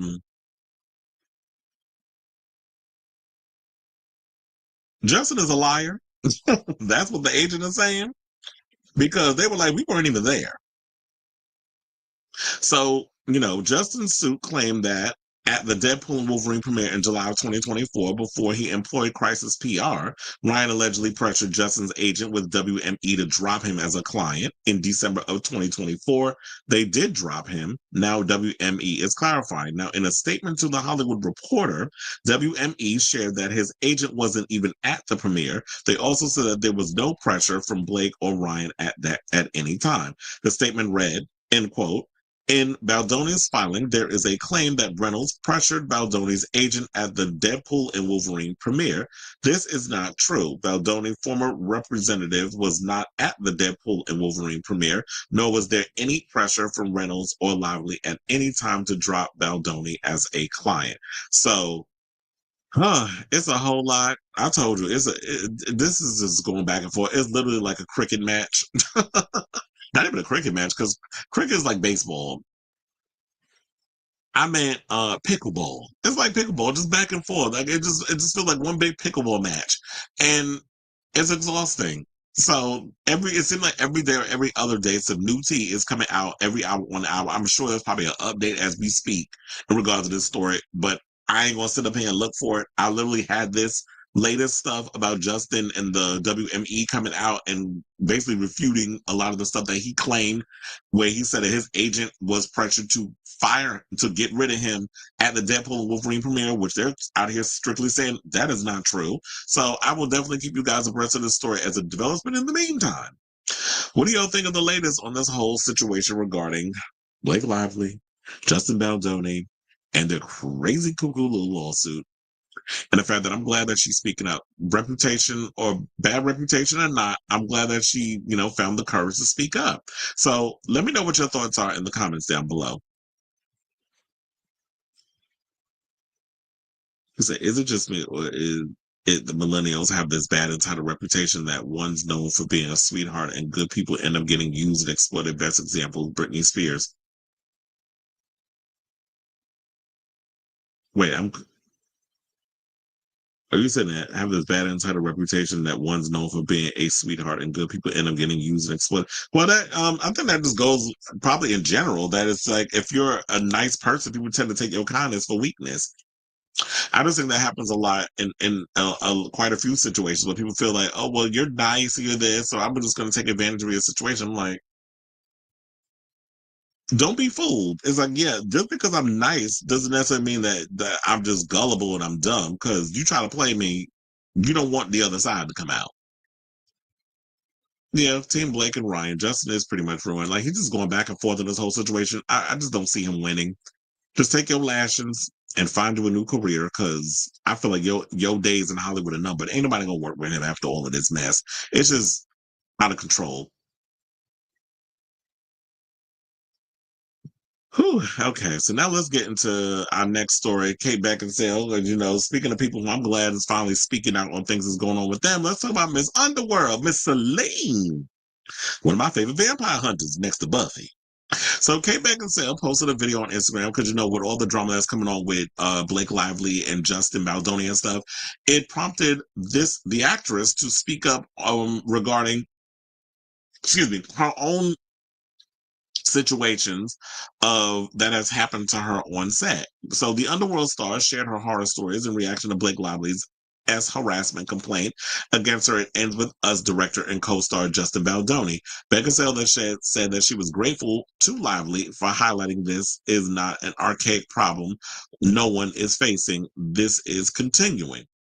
So yeah, she basically went on her Instagram, which was removed. Thank God for. See, this is why I told her I'm not leaving Twitter, because if a lot of times people post stuff on Instagram and then y'all delete it, or Meta's doing a dumbness over there, and they'll probably just delete the video themselves. And so Twitter, even though I can't stand Elon, I keep it, because if I need to find certain things, I can bring it to y'all and show y'all the video. So I happened to go over there and I found her initial video that she had posted on Instagram before it was taken down. So in the video, she was talking, she started bringing up how there was one actor who was drunk on set, and there was a guy that got pleasure out of thrashing around women and stuff while they were on set. So I do have this video, and let Miss Kate Beckinsale speak on it, and then we will come back and talk. Please hold. I've been following, as a lot of people have, this situation between Blake Lively and Justin Baldoni. And I must stress, I don't know either of them. But what I will say is, what it has highlighted is this machine that goes into effect when a woman complains about something legitimately. I've been on a film, for example, where I was, by the end of it, referred to over the walkie-talkie and to my face as that, because I had said, I'm finding it very difficult. My co-star is drunk every day, and he's obviously going through something, and I have full sympathy for that. But I'm also waiting, as is the whole crew, 6 hours a day for him to learn his lines. And it means I'm not getting to see my daughter in the evenings ever for the whole movie. I was put on such a strict diet and exercise program on one movie that I lost my periods altogether. That's happened twice. Been put in a situation, very unsafe fight situation on two different films with two different actors, who sometimes there's a certain kind of actor who gets a kind of a thrill out of sort of legally being able to harm a woman during a fight sequence. And I was harmed to the point where there were MRIs proving it. And actually what happened was I was gaslit and made to feel like I was the problem, blamed and ostracized. This is not an archaic problem that no one's facing. This is continuing. And then when it does happen, a machine goes into place to absolutely destroy you. Okay, so yeah, so that was basically her giving her side of the story. That video, as I told you, was removed. But I ended up having to find it on the Twitter. So there you have that clip. Now, there's also, after that video was put out there, people started speculating because, and then names started coming up. So Kate Beckinsale's been in a lot of movies outside of Underworld and that sort of thing. She was in Pearl Harbor. So people started speculating that it was Ben Affleck. So she had to come in and clarify some situations because people was throwing names out there. And y'all already know how y'all do. The minute y'all get on social media and start throwing out names, it becomes a witch hunt. You want to cancel people without any kind of evidence to prove otherwise. And then the celebrity has to get on social media and debunk a lot of stuff you're saying. So it was Ben Affleck's name came up, and Colin Farrell, because she was in Total Recall, which I actually liked her the Total Recall she did with Colin Farrell and Justin Timberlake's wife, Jessica Biel. I actually liked them, although the movie was a little too serious. I did like the overall sci-fi aesthetic and seeing Kate Beckinsale kicking butt in that damn movie. So I think that's probably why I like it, because I like her as an action star. But anyway, so, she basically had to come in and debunk some stuff. She said, Ben Affleck protected me on an extremely toxic film set and could not have behaved more respectively.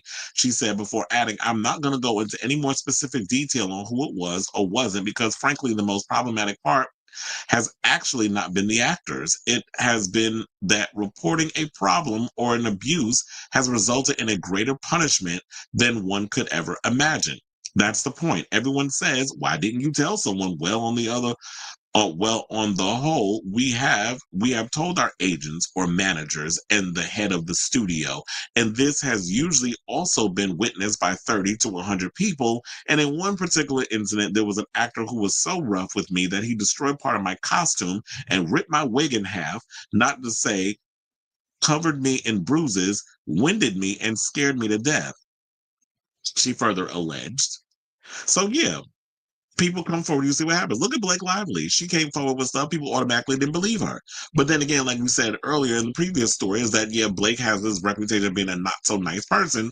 So yeah, you could see like people could be a little hesitant and want to jump on her side based off of old clips that we've seen floating around of her being impeccably rude when she's doing interviews and things of that nature, or how she can come across as real diva-ish and standoffish. But that still doesn't give someone a right to treat you like crap, especially when you have to, unfortunately, have a strong, you know, exterior, so that way people don't walk all over you. And now Kate Beckinsale found the courage to tell her side of the story, and I'm hoping that we get more actors that will come out, male and female, that talk about maybe things that they've enjoyed on set, because I'm sure that we've heard over the years that there's a lot of people who have been exposed to a toxic work environment. And when they complain, you want to destroy them. He also said everybody was incredibly concerned, shut the set down for several hours, and was really worried and upset. Now, as soon as I called the head of the studio, actually urged by my mother to do so, because my instinct was not to. As soon as I complained about everything, everything flipped, and I was punished, ostracized, and could not have wished harder I hadn't said anything, which is just not right, and the entire reason I made this video in the first place. Now, and then of course, so after that, and you want to know something? She's not the first person that's had to come and debunk rumors about Ben Affleck, because Ben Affleck's name has been tossed in two things. There was one saying he did a movie with Blake Lively. People was throwing it around that it was him. She had to get online and say no. When we did a film together, he was a perfect gentleman. So people are trying to paint Ben Affleck with this bad brush. Just because y'all mad over his situation with Jennifer Lopez does not mean that he's an asshole when he's on a set. I'm sure that I've never heard any stories about Ben Affleck being unprofessional when it comes to doing the job. He is someone that takes acting and performing very seriously. So in another comment, she also denied that she was talking about Colin Farrell, who she starred with in Total Recall. So, and then, there's my favorite picture of her and Selena, and we have her and Blake Lively here. So she said Kate Beckinsale can't speak directly to Blake Lively's complaint against her. It ends with us director and co-star Justin Baldoni, but the emerging conversation has inspired her to open up about some of her own negative experiences on film sets as a woman. The actress shared her story in a new Instagram video, as we played already. And her takeaway from the story is that it put a spotlight on what she described as machine effect when a woman complains and something legitimately offensive, upsetting, harmful, or whatever in this industry. What I want to know too, well, she also said that she opened up about some of her own experiences on film sets. And, I do want to know who that alcoholic is. That's what I want to know. And my thing also is, did any of this happen when she was on the Underworld set or even Total Recall? Because the first two Underworld films and Total Recall was directed by her husband at the time, Len Wiseman. So it kind of makes me wonder, I'm like, did it happen on one of his sets? Did he know? And if these things were happening, did he not protect you? Is that the reason why y'all got divorced? One of the reasons? I'm curious. So they said the actress noted that this is not an exhaustive list of what she's endured throughout her career, but she is glad to see that not only are times changing when it comes to how women are treated, but women like Lively are standing up for themselves as an inspiration to others to do the same. So I'm grateful to Blake Lively for highlighting that this is not an archaic problem and that no one's facing. This is what she said in the video. This is continuing. And then when it does happen, a machine goes into place to absolutely destroy you. And I'm sure that's the case in other industries as well, but it's got to stop. Now, in the caption to her video, she added, everyone in every industry should be taken seriously and not punished when something egregious happens to them at work. She went on to explain the extra layer of having it played out in the public sphere. In her industry, it can have even more far-reaching implications, including destroying someone's livelihood, mental health, and reputation that could be very difficult to recover from. So I'm not trying to say, well, poor actress, we have it so difficult, but I think this is a problem that affects every industry. It's just that it's a little bit more visible in ours. And yeah, and that thing, that's what's like, I've always been saying that, like, yeah, I just feel like at the end of the day, it becomes more visible because it's in the entertainment industry and people tend to pay more attention there. But we know that harassment and abuse and gaslighting and all these crazy things happen in other professions. It's just that because it's Hollywood, people tend to pay more attention because it's on the screen. It's, you know, all the other things that goes on with that. So in so many ways, I'm glad that people like Kate Beckinsale, people like Blake Lively are speaking up. Hold on, I want to check and see what is Blake Lively's sign. Because why do I have a feeling that she is a damn Virgo? I was wondering what's your birth? Oh, Shell did not tell you she a damn Virgo. August 25th. I was like, wait a minute, why do I feel like this is giving Virgo tease? Because it's like, you know, one thing I will tell y'all about Virgo, and this is why now I'm believing her even now more than ever. Virgos, we stay stacking up a receipt. And we wait for that lightning to strike, that perfect moment. And we will pull out a receipt of you doing some shit 3 years ago. And we'd have that as part of our lawsuit against you or any kind of like, I will bring up something you done forgot about that you did 6 years ago. And I got it locked in here. And I remember that time you da. And he'd be like, well, damn, you was holding, hell yeah. We hold on, we filed shit away. So I definitely am like, you know what, Blake? Girl, shout out to you. And also shout out to Kate. And I'm really hoping that this opens up a Pandora's box for more actresses to speak out. And even if you're a guy and you're going through a harassment and abuse and all kinds of other stuff at the hands of another actor on set, call them out. I wish I was naming names, but maybe like what Kate says, it's not a big deal. And you know, with people like Blake or Kate speaking out, I feel like this opens also a Pandora's box for the next generation to not have to face the same abuse and on-set shenanigans that she's had to endure throughout her career. So I saw this say, what do y'all think of this story regarding Kate Beckinsale and her spilling tea about some stuff that happened to her behind the scenes on, you know, in her movie career? So whatever your thoughts are, let me know in the comments down below.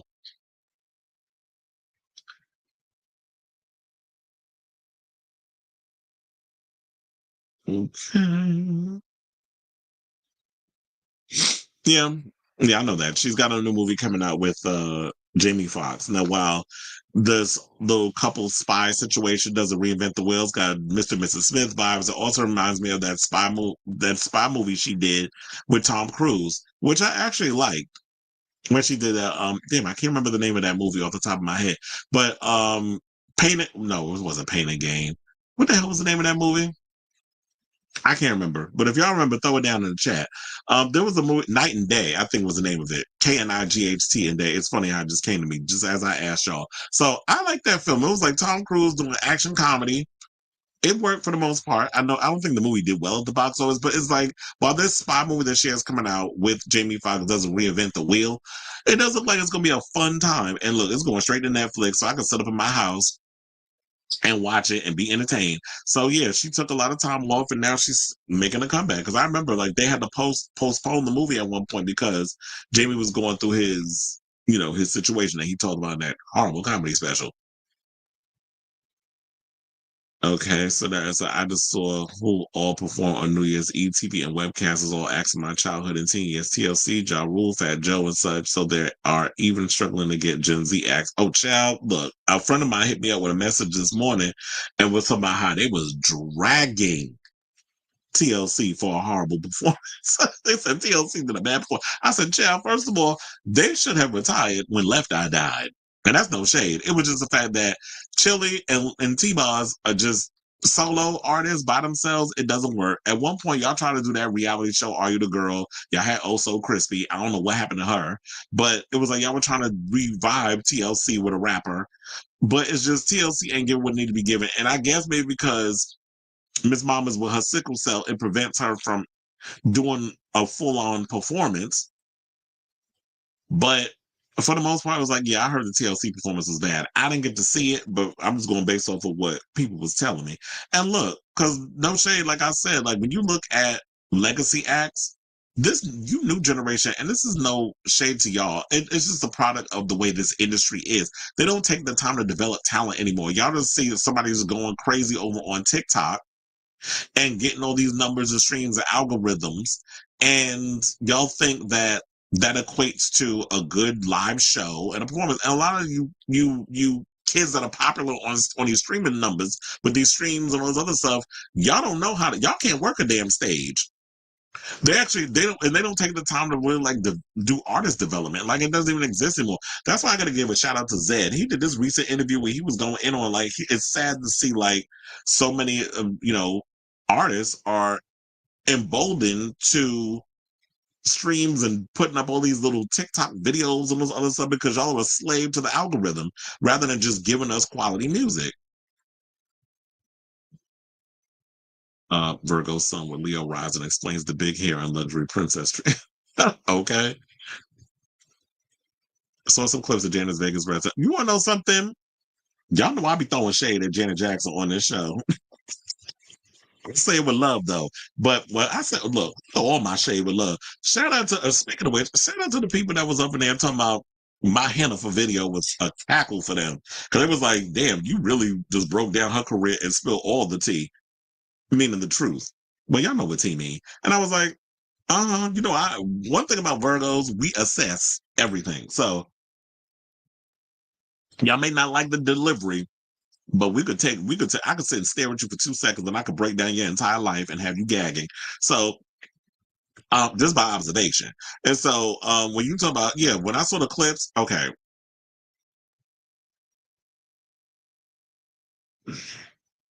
Should I go there? Fuck it. You already know. This show is called Chris Atwell Unfiltered. Janet, are you on the Ozempic? Because you was giving me Ozempic body when I looked at the videos of you on, online. She looks good. I was living for the hair. I live for big hair on a black woman. I just love hair and flowing and all that stuff. She was giving me Cowardly Lion tease with the hair. I love the braids in the front and the big hair because it's like she got to give us all that when she's up there dancing and performing. So I like all that. She did seem like she was full of energy. I live for the Louis Vuitton boots. Because they had the red bottom boots that she had on. So I was here for those. And the costumes were costuming. I'm liking the fact that she's showing skin again, that she's not giving like I'm gonna dance up here with a damn burqa on. Like, remember when she was always head to toe just covered? Now we're getting to see some skin. I'm like, oh, nice to see what with the complexion of your boobs and your arms and stuff look like. You still black. Shout out to you. Like, I'm glad we're seeing flesh. Because I was getting irritated that it was like she was always covered up. I was like, girl, I know you hot. Under all them outfits. But she was giving me Ozempic body. And I get it. It's because when you're a woman of a certain age or a man of a certain age, once you get to be a certain age, it is hard to lose weight. So if you need a little help, be it Ozempic, Mounjaro, whatever these damn other ailments when you get a shot in your damn gut, whatever's going to help you get rid of all that extra fat and extra weight, whatever's going to help you with that, I'm here for it. Sidebar, I wonder if Missy Elliott was using that before we even knew what Ozempic was. Because remember at one point, it's funny how when you look at Janet and Missy, they kind of look like they figures kind of look one and the same. And then I was looking at Janet's butt. Her butt looked weird. I'm not saying that she has surgery on it. It just looks like her butt cheeks look like it's just the aftermath of the Ozempic. Like, I don't think she got a butt lift. She ain't doing Madonna. Like, when her ass was looking crazy. Was like, girl, you ain't never had a butt, but now it looked like you got a whole snack table back there. And it looked lopsided. But Janet looked like, okay, because of the cause of the Ozempic or whatever it is that you're using, because I don't know if it's always Ozempic. I just feel like us as people, because Ozempic is such a popular word, that's the main thing we always go to. Oh, they on Ozempic, And it's like, not everybody uses Ozempic. Whoopi didn't use Ozempic. She used Mounjaro. And I think Harvey Firestein used it too. But then there's other people that use other drugs as well, or other weight loss situations. Yeah, Ross said she on that Ozempic. Ozempic. Mm. Love that white outfit. Oh yeah, I like the white outfit too because it was like see-through, especially on the legs, and you saw the boobage. I was like, okay, the costumes is giving. She's been listening to the fans, the janitors, and they've been telling her like, sis, you need to loosen up a little bit. And she loosened up with the choreography. So I be reading her on. I was like, girl, you be giving us the same thing. But I do like, look, she switched it up. The Vegas residency do look like a lot of fun, whereas all these other tours, see, didn't I tell y'all, I can always give constructive, I can always be positive within the shade. I don't just be up here deliberately being shady for shady's sake. Like, it's easy to do that. But I'm like, yeah, Jenna definitely looks like she's full of energy. The set list, I actually like what some of based on the set list that I read. I'm like, okay, I'm here for these songs. And she's full of energy. I need her with some more dances. I hate you. Because literally I just said that and here you going right. I was like, she needs some more dancers. Yeah, because them four, girl, it's not working. And my thing is, if it is a residency, which means the residency is footing the bill, girl, you could have asked for four more dancers, but you need four there. You need eight. Plus you. I want a full on extravaganza. I mean, depending is the stage small or whatever, but it's like, yeah, she need four more dancers. And I did like how she had the guitarist on this rising thing that was behind her. He said, girl, we are not the janitors. I much prefer Rhythm Nation than Jan Fam as a fandom name. Look, I've heard people call it the janitors, unless that was a read. But it's like, yeah, I don't like the janitors. Sound like y'all just be cleaning up shit. There's nothing wrong with you if that's a profession. But to label yourselves a janitor, mm-mm. Speaking of which, and I wanted to talk about this as a story, but I'll bring it up in passing. Riri, what was up with them struggle vocals when you was doing karaoke? What was she singing, that You Needed Me song? I was like, girl, what is that? Is that what you really be sounding like in the studio without all the bells and whistles? Because some people said that it was like, that's how she really sound. No shade. But there's shade in that. It's like, man, what was that? And so after hearing her singing that, after she said she'd been sober for a year, because y'all were like, oh, she was drinking and partying. She said she'd been sober for a year. So I don't know if she was sober and then it just so happened at that specific event, she had some drinks and broke her year sober situation because she's a mother. Or is it that, girl, you need to warm up them vocals? Because it's like, if you're going to get up there and do some karaoke, ma'am, you should at least got up there and made sure that you could have, do your vocal warm ups and all that stuff. Do all your little, warm up them vocals, girl. You could have did some of that before you got up there and massacred your own damn song.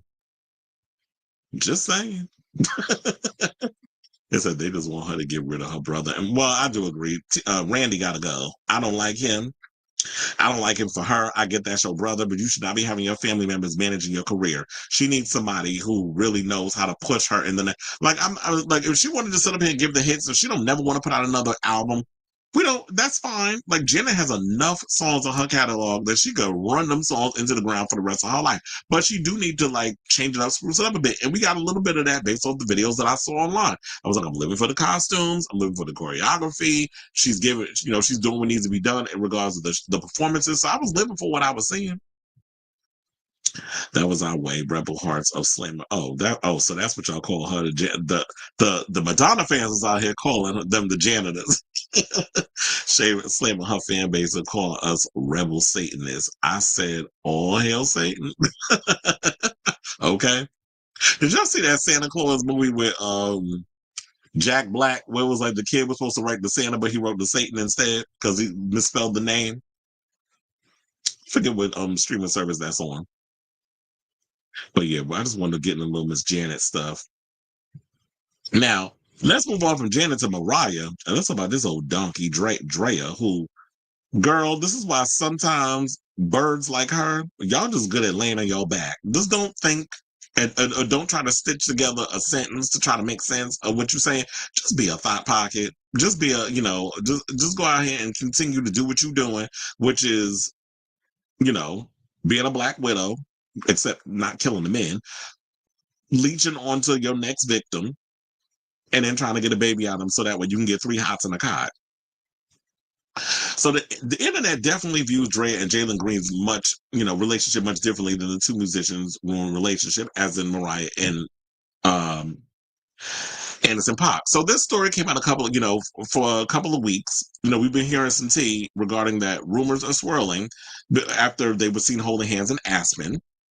They were seen holding hands in Aspen again, as in Mariah and Anderson .Paak on December 29th. So they've been spending a lot of time with each other. It's like Aspen is the go-to place that a lot of celebrities go to. First of all, I became aware of Aspen because Kyle Richards would always go there with her family. But now that Mauricio want to be out here having his midlife crisis, that's a whole nother situation. So she's been spending a lot of time out there. Recently, Jennifer Lopez, who was dressed in her little cowgirl regalia, was hanging out there with her people.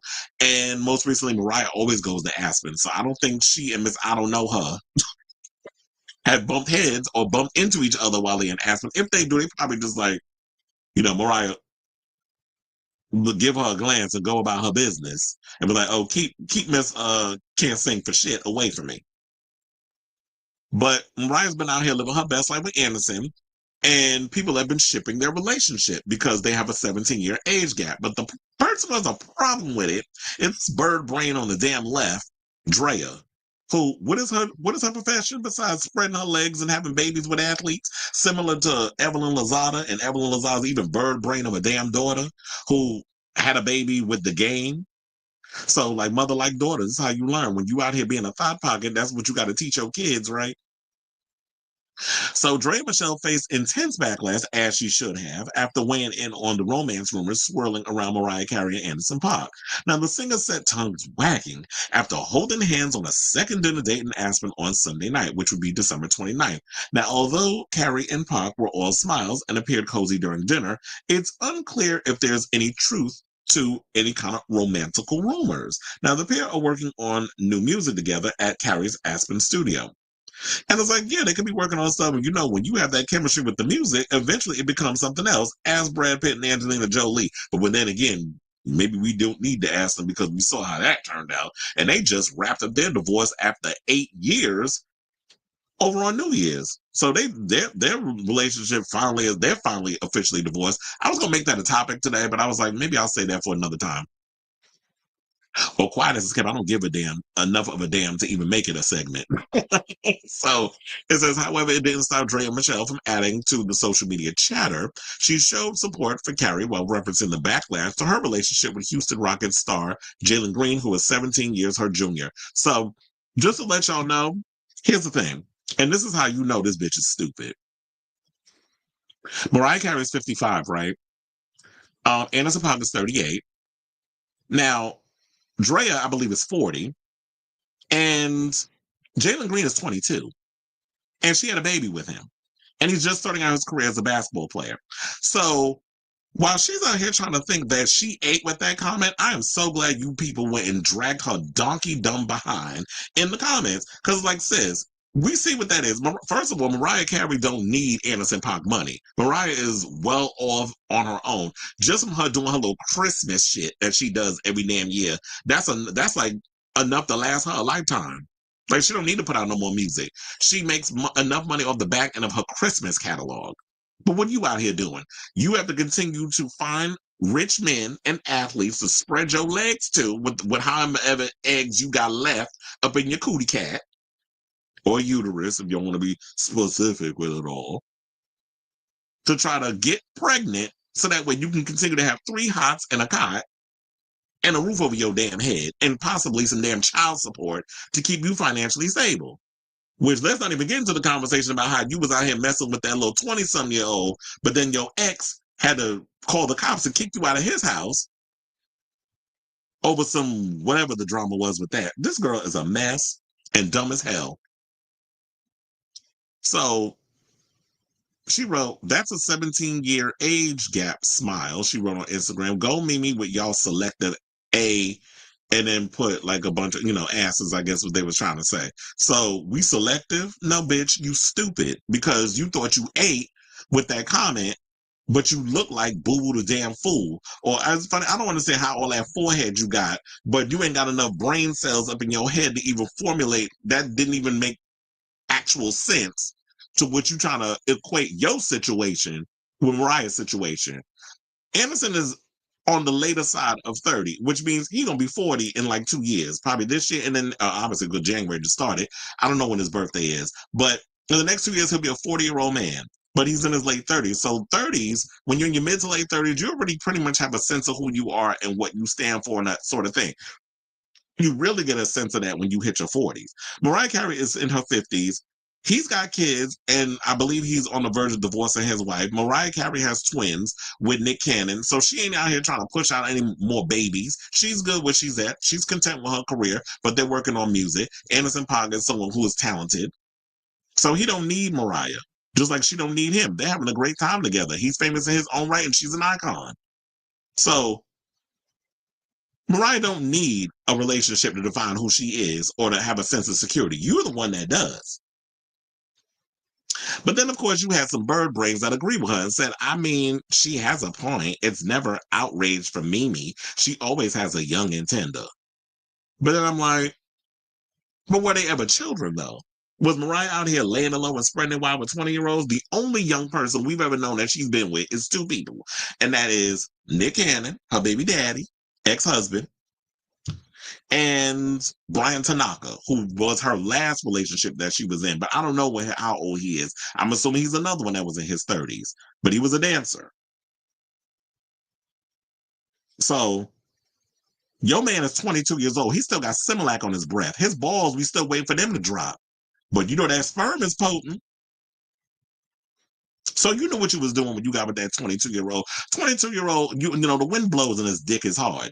And plus, on top of that, a lot of these 22-year-olds, they just be so happy to get any kind of pussy that especially if a 40-some-year-old woman who looks younger than her actual age is going to throw her coochie in his direction, you think he going to turn that down at 22 years old?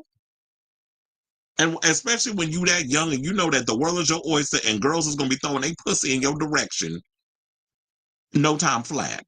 You can't be that damn dense. You know exactly what you're doing because you are one of them type of girls, like I said, like a Evelyn Lozada, who's a professional pussy slinger.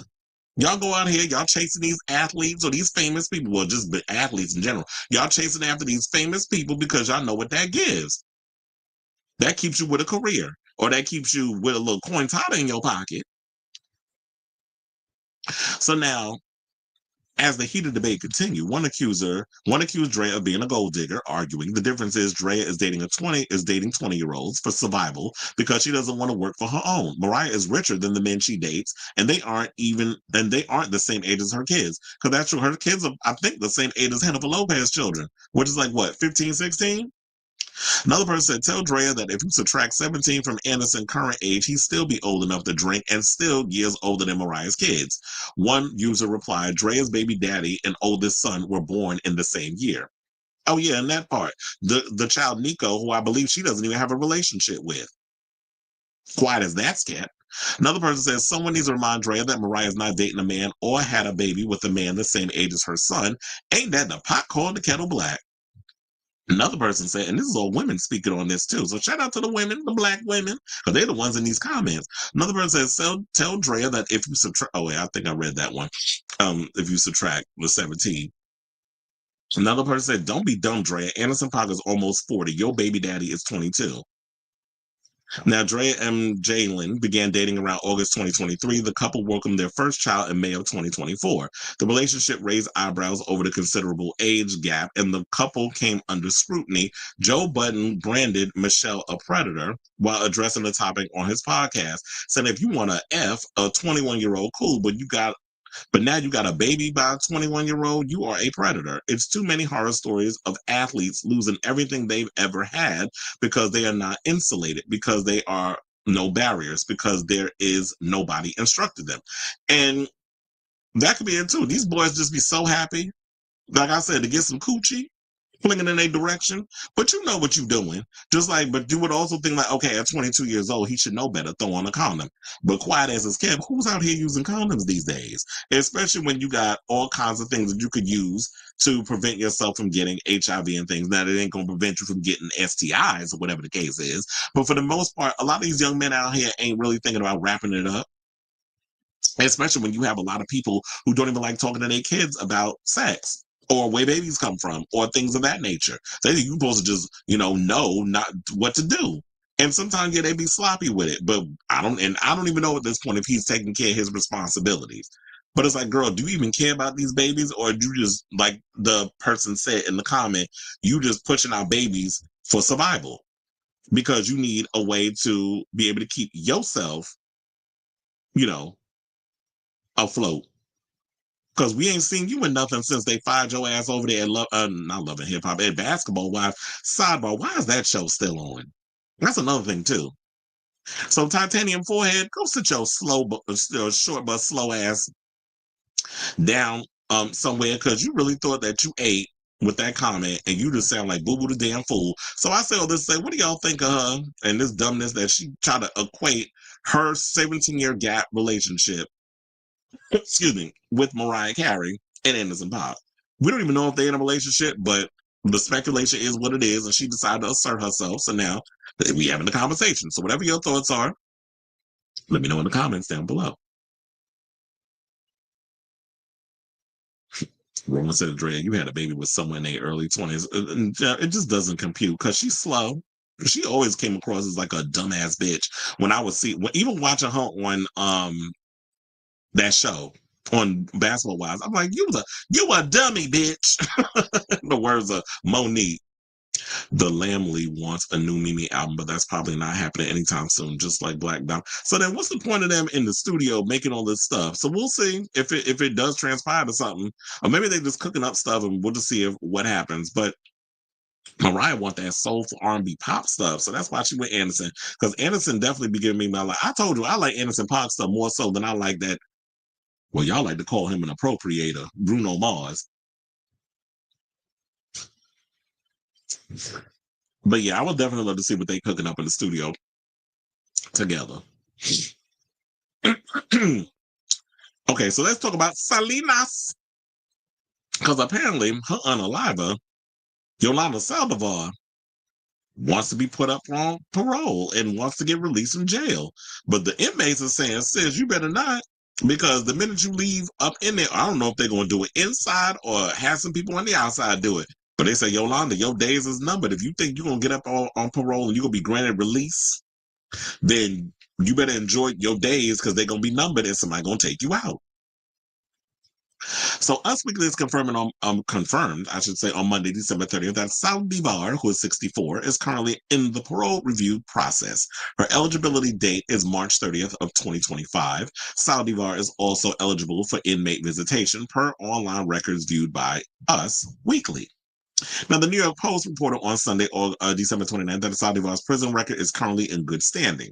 Now, Selena, as y'all remember, was pow-powed by Saldivar in March of 1995 at a motel in Corpus Christi, Texas. While paramedics tried to revive her, Selena died of hypovolemic shock.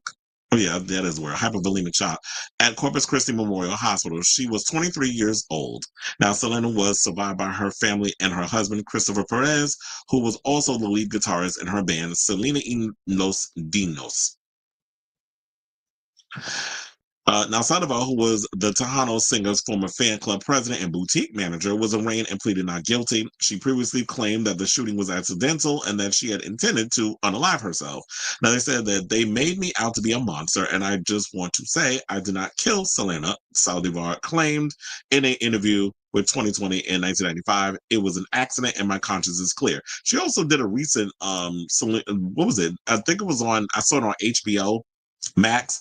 She did a little special where they basically gave her in her own words, and her family was talking about how they was digging up stuff and found out that they were trying to basically discredit Selena, saying like she was doing some things behind the scenes, and she was even cheating on her husband with some dude that she kept traveling outside the country to go see. There was a whole bunch of stuff. I feel like they were trying to find ways to discredit her while trying to make Yolanda not look as evil as she has been painted by the press based off of the evidence. But they said, but she told me it was an accident. So how? But if they couldn't prove that it was an accident, they said, no, you killed this lady, you're going to spend the rest of your life in prison, but they put her up to parole. So now, after Selena's tragic death, they did release her English language album, Dreaming of You, which I don't even believe was finished. She was working on the English language album at the time. And so they put a lot of her greatest hits on the album. And then they added some songs that she actually had recorded to the thing. And then, you know, the record actually did well on the charts. It debuted on the Billboard 200, and it made her the first Latin artist to do so because her album went platinum, meaning that it sold 1 million copies at the time. And this is physical video. This is way before streaming, but this was in the 90s. Now, 2 years later, you know, they made the movie about Selena, which starred Jennifer Lopez as the Grammy winner. And the film also worked in Jennifer's favor because it launched her into superstardom, which it blew up her career as an actress. And also, that was her opportunity to capitalize on the music that she was doing. So, and then also in 2020, Netflix dropped a miniseries about Selena starring Walking Dead alum Christian Serratos. Now, I didn't get around to seeing that, so I don't know how that was, but I've seen the movie. So, you know, Selena sold approximately 18 million records worldwide, making her one of the best-selling female artists in Latin music. And the singer was awarded the Lifetime Achievement Award in 2021 at the Grammys. Now, 3 years later, she was selected as one of the National Medal of Arts recipients by President Joe Biden. So, Selena's legacy lives on. Yolanda is trying to find a way to get out of jail. And I'm like, sis, you better keep your behind bars, because if you decide if they grant your wish and let you out of, you know, that maximum security prison and you sit out here like a regular schmegular person, somebody on them streets that lives for Miss Selena and can't stand your behind is gonna beady bomb a couple of damn bullets up in your body. So girl, you better stay behind bars. So I say all this to say, what do y'all think of this story regarding Selena's unaliver, Yolanda Saldivar, trying to go up for parole? Well, she's up for parole in March and she wants to get out. But we'll wait and see in these 2.5, well, since we're already in January, we need to count it. So like a month and some change on whether or not she gets free. So whatever your thoughts are, let me know in the comments down below. Robert says Variety Hollywood Reporter and others are saying Demi Moore is the biggest one to go against for Best Actress at Oscars, and Cynthia of Wicked finds herself might not get nominated because of the critically acclaimed performance of Mikey Madison in Honora, which is getting praised for his humanizing sex workers instead of being a stereotype. I'm going to get around to seeing Honora. I've heard great things about it. I know it's already available that I could rent it. So when it comes around to like Oscar season, we get the full Oscar, because the Oscar nominations aren't out yet. But it's got to be coming soon because March is when the full Oscars it airs. So I definitely want to catch Honora. It took me a second. I'm like, wait, Mikey Madison, Scream 5. I was like, why did it take me a minute to realize equate the two? I definitely want to see that. Cynthia Erivo, I have not seen Wicked yet, but I have heard that I think Ariana Grande has the much bigger role. So they're pretty much saying that Ariana Grande may get the nomination. Just for shits and giggles, they might put both of them up there. I don't know, but we'll have to see because they already started showing like little screenshots of part 2. So who knows? Maybe Elphaba has a much bigger role in part 2, and she may get nominated for the 2026 Oscars. So that may happen. But I already know if she don't get nominated, Ariana Grande does. You already know. Oh, it's racism. Oh, it's homophobia. Oh, you don't like her because she's a black lesbian, and this is why y'all won't give her the nomination. It's like, first of all, y'all already know how uptight the Oscars are. I don't know why y'all sit up in here and get all bent out of shape over the Academy and how snobbish they are when it comes to the nominations and stuff. Whoever gets them, they're like, okay, whatever, okay, it is what it is. If I'll watch it, I'll watch it. But yeah, for the most part, I definitely want to check out Honora. Demi Moore definitely did her damn thing. I felt like she was the bigger part in that film than the other girl. I can't remember the other actress's name, but I loved her in The Substance. And you may not like the movie because the movie is considered body horror, but as an actress, you cannot deny what Demi Moore brought to that part. So nominate her for actress, but if y'all don't want to nominate the movie, that's fine. But we know what that's going to give because the Hollywood, Oscars are a bunch of damn prudes where they don't value horror films. So there's that. Okay, so let's move on. Let's talk about Miss Jennifer, whose ex Casper Smart is the latest to get in trouble with the law. It's like, damn, we got Diddy up in jail. Ben Affleck done left her because he tired of her foolishness. I don't know what the reason for their divorce, but I'm assuming that's what it is. And now we got Miss Casper Smart. There's something remotely sexy about Casper. I'll give him that.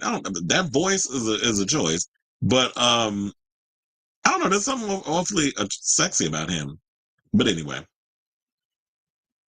according to the rumors, he liked women with a little something extra. But anyway, let's get into this story. So they said the singer Jennifer Lopez had a year of heartbreak, but it seems that her exes are the ones who got the worst of it. So Jennifer Lopez's ex, Casper Smart, was reportedly cited for growing marijuana after police raided his LA home before Christmas. Now, according to TMZ, officers searched the dancer's home around 9 in the morning, local time, on December 23rd, after they received a tip claiming he was running a cannabis operation.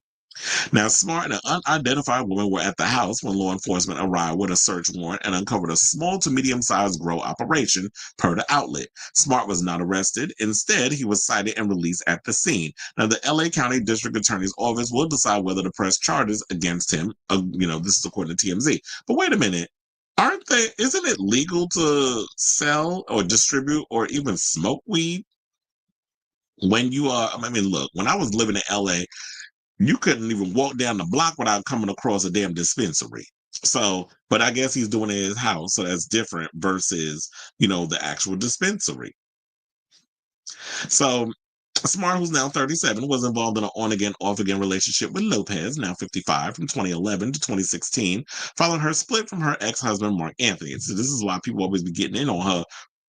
To my girl, you don't even let your coochie breathe, because you go from Mark Anthony to Casper, from Casper, I believe, to A-Rod, and then from A-Rod to Ben Affleck, back to Ben Affleck. After, I believe, before Mark Anthony, you was with Ben Affleck.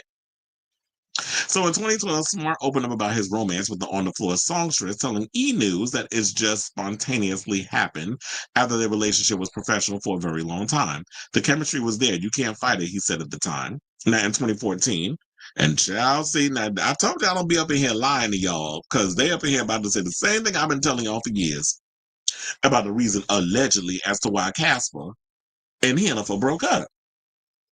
So in 2014, insiders confirmed to Page Six that Lopez and Smart had called it quits amid rumors that he was sexting with trans models behind the singer's back. Now, Smart eventually won the pop star back and they reunited in 2015. The Exes broke up again in 2016, probably because he said I wouldn't do it again, and then she probably caught his ass. But look, just because you sexting a trans woman does not necessarily mean that you're a homosexual. It just means that you're attracted to women with a little something extra. And he definitely gives me tease of Casper might be a freak. I wouldn't be surprised if he like getting head from dudes too. So if you out here liking a trans girl, shout out to you. But he definitely gives me like, okay, there's some fluidity going around with him. And I guess in so many ways, if you're going to be in the entertainment industry, like you shouldn't be surprised that would be a thing. Now, following Lopez's split from Smart, she went on to briefly date Drake. Oh, I forgot about him. That same year. She was later in a relationship with ex-fiance A-Rod from 2017 to 2021 before moving on with her now estranged husband, Ben Affleck. The Marry Me star and the Argo actor are in the middle of a divorce after Lopez pulled the plug on their 2-year marriage in August. And I should also point out this. So I happened to come across this article yesterday and I thought it was a lie until they said it came from Entertainment Weekly. And I was like, Entertainment Weekly is one of the good entertainment trades. So I was like, okay, nah, I believe it. Because I thought it just came from like a Radar Online or whatever. And sometimes you got to take Radar Online's tea with a grain of salt. But they said Entertainment Weekly, so I'm going to tell y'all. So remember when she was engaged to A-Rod? Well, apparently the wedding planner that was working on their wedding spilled some tea about one of the performers that she wanted to get to perform at her wedding. So apparently the performer was Bruno Mars. She gagged when she found out how much he charged for him to sit up there and sing Marry Me and all them other damn songs he gonna be singing Just the Way You Are, whatever damn song he gonna sing. He wanted $5 million to perform at her wedding. She was like, oh, you gotta be kidding me. And was like, no, we're not going with that. So I'm like, Bruno, first of all, your 5'1" ass ain't got the absolute gumption, the gall, the gag, the nerve, the cheek to sit up here and ask for $5 million allegedly to perform at a wedding? Sis, first of all, we already know that Jennifer lives for being in the spotlight and it's all about her. But you want to be overshadowed by Bruno Mars? Up there doing his jump splits and all that other stuff that he be doing up there, acting like he James Brown? I'd have just been like, hire a DJ or a band. It's a lot cheaper. And they could get up there and sing. You can get a band to sing "Marry Me" for 400 grand, or maybe even less than that. Or get a DJ. They won't charge you a whole lot. I actually thought about getting a DJing because they got you can make a good coin doing all of that. But in regards to this whole thing with Casper, this is a reason. This is exactly why you gotta watch who you keep in your circle. Because snitches, you got them out here. They got people who will sit up in here and try to destroy what you got built, that you're out here building. Because I'm sure that he gives me like he smokes weed. And to me, it looked like maybe Hennifer didn't want to be around all that. But when you out here being a dancer, and dancer's life is all but short-lived. You're dealing with a lot of pain and ailments and things. The weed probably helps with all that, with the pain reduction. And also, maybe that's another way for him to have a source of income coming in because, a dancer's life, but like I said, is short lived. You need some kind of something coming in because I don't see Casper post Jennifer Lopez. I haven't seen Casper in nothing except, but this was a while ago. I have been watching like old episodes I'm watching SWAT with Shamar Moore. He was in one of the episodes in season 2, I think in the premiere. So Casper has been doing a little acting here and there, but I don't know if he's still if it's an ongoing thing where he acts and he'll have a check coming in. But he was in an episode of SWAT. So I happened to be watching season 2 the other day, the first episode, because that's what I'm on now because it's on Netflix and was getting in, and I saw him in that. So like I said, if you're going to be doing any kind of business, especially, legal or illegal drugs, you got to watch the company you keep. Because if somebody was tipped off, it could be a neighbor and it could be somebody in your inner circle that's out here spilling your tea. So I say all this to say, what do y'all think of this story related on one of Jennifer Lopez's exes getting cited over selling marijuana out of his house? So whatever your thoughts are, let me know in the comments down below. Okay, so honest, as I was just watching a Wendy Williams archive episode of Jennifer and Cat. That is funny. So you was watching them too, and here we are talking about them. I just love how I got y'all saying Jennifer. Because we don't even call her Jennifer or J-Lo anymore. It's Jennifer Lopez. Speaking of which, one of my friends, who I told you I saw at the Drag Race premiere, who's also a drag queen, but they weren't in drag at the thing, they just made an appearance. Robin Banks did a little video on Jennifer on his TikTok and was talking about waiting for tonight. And like there was the 3 different versions. Like you had like the original version, the dance version, and then you had like the house version with Hex Hector, which will always be my favorite. That and the Hex Hector I Turn to You with Melanie C, those are my top 2 dance tracks of all time. And then she did Una Noche Mas. And he even brought up the fun fact, and it's funny because somebody said that they wrote something on my thing, and then as soon as I said it, they hit send before I said it out my mouth. And it's the same thing that applied to Robin Banks. He even brought up the fact that, Waiting for Tonight was originally a third-party track, and when the group broke up, the song was up for grabs, because I bought the cassette tape of Third Party's album, because I was in my Eurodance phase back in the 90s. And I lived for some of the songs on there. And Helena, I think Christensen, I think is her name, she was turning it out in regards to the tracks. I had a powerful voice. You think it was a black woman, but it was a white girl. And I liked the group, but they had My Love Is Alive, Can You Feel It in the Air? Then they had Waiting for Tonight. So there was like 3 of them songs. And then I was like, you can't find that damn record nowhere, but I have it in a cassette somewhere in a box. I wish they release that album on digital so that way I could be just pumping it. Then I saw Robert sent me something about there was a 90s dance group, Real McCoy. Another Night. That was my shit back in the day. How that song is turned 30 years old. So I don't know how we go. Oh, we got on the rant because of Jennifer Lopez and Waiting for Tonight. So that's what I was thinking about.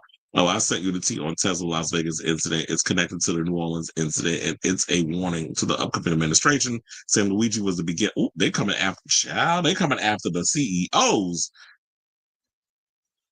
I ain't going there. Y'all already know how I feel on this whole situation, so I'm gonna keep it moving.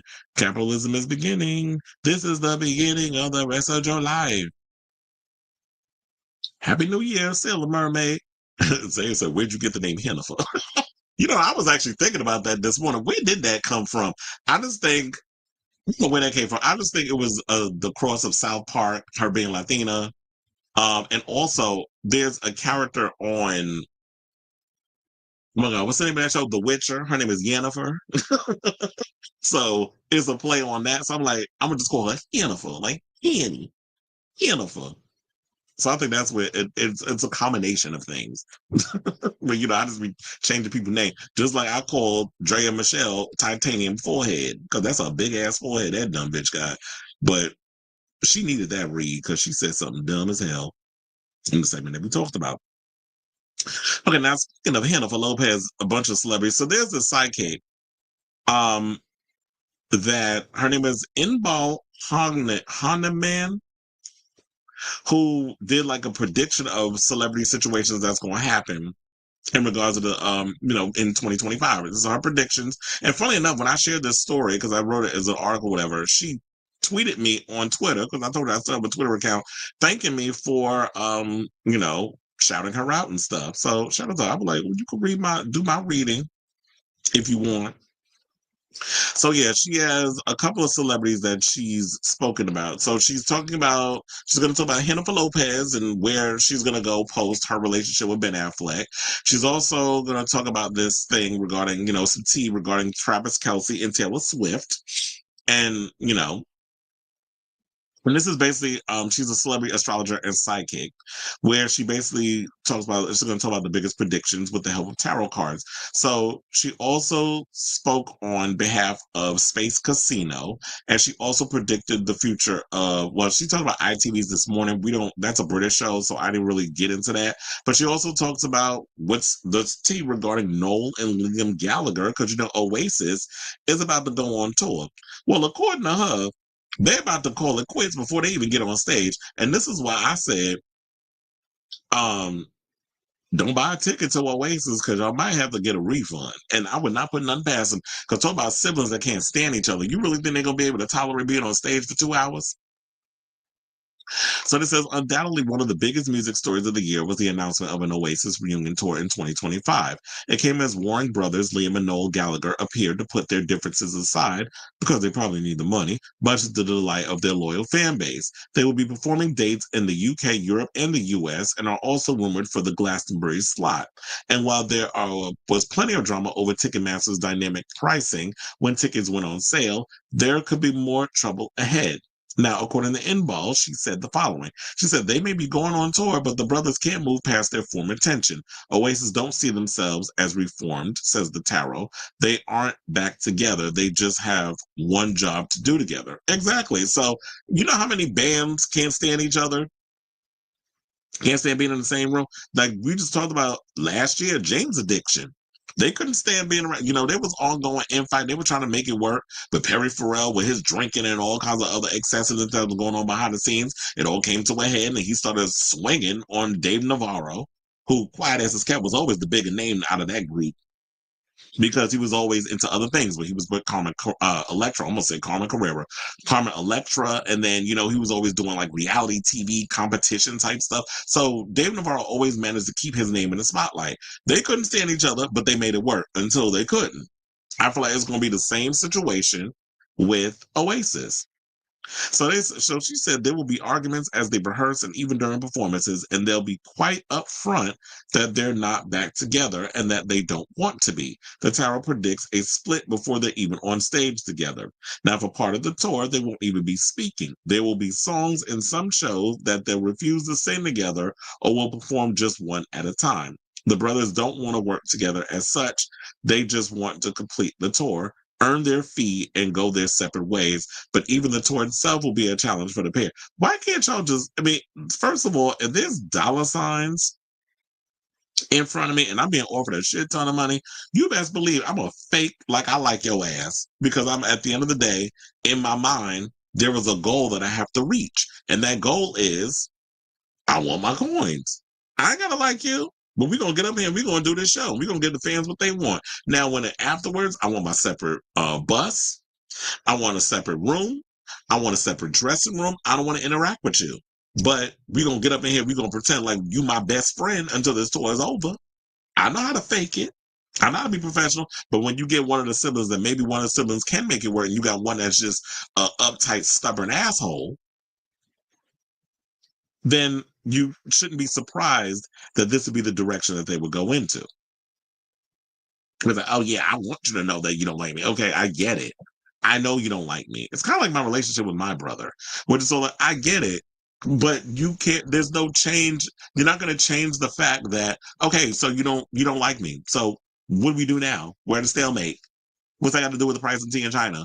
You don't like me. I don't like your ass. We can tolerate each other, but it's like okay, so how we change the narrative? I get it. You don't care for me, but so we're going to just be at a stalemate, and you're just going to still be miserable and stressed out over that. Like, what's the change? What's the policy? Like, I don't get it.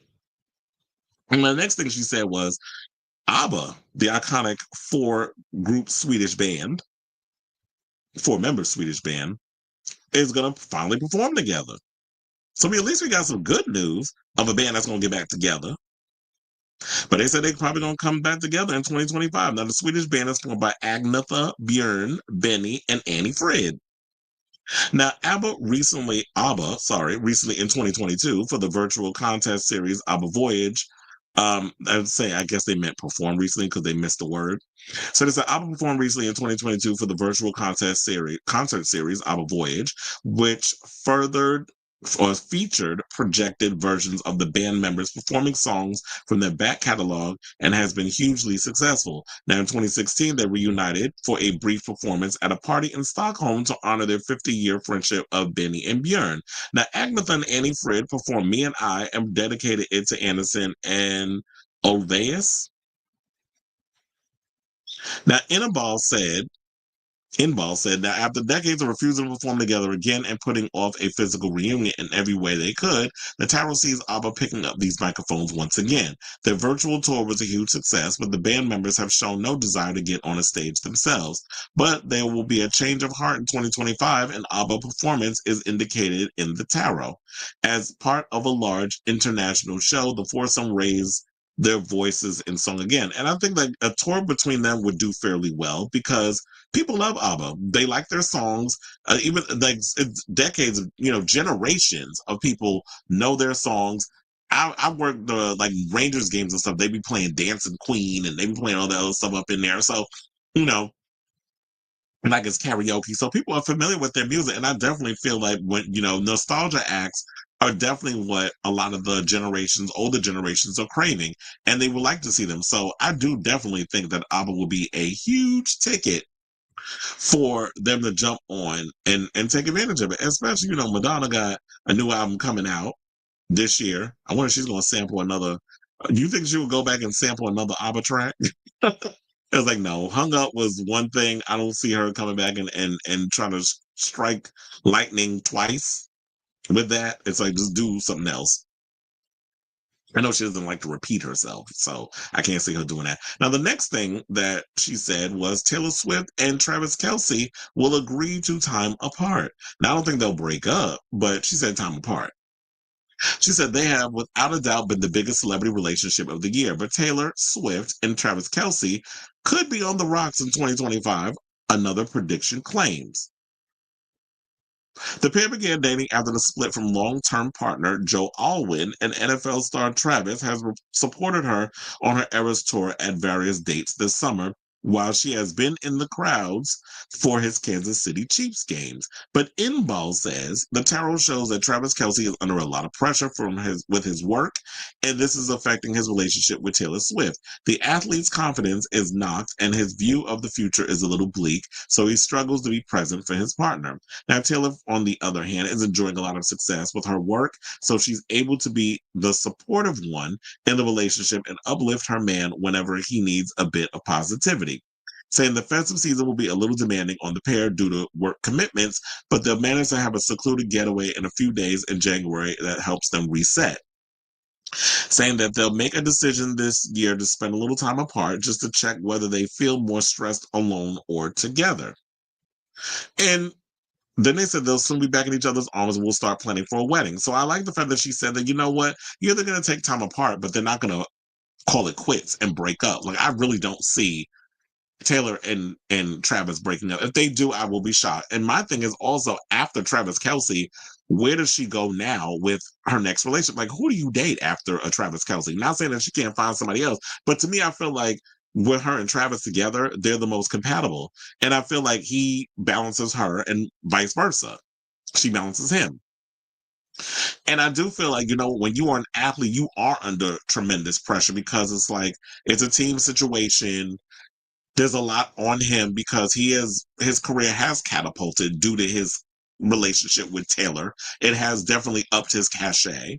So her giving him the space to be able to do what he needs to do as an athlete, but now that I've taken a break from the music, that I could be there as the moral support and root and cheer him on.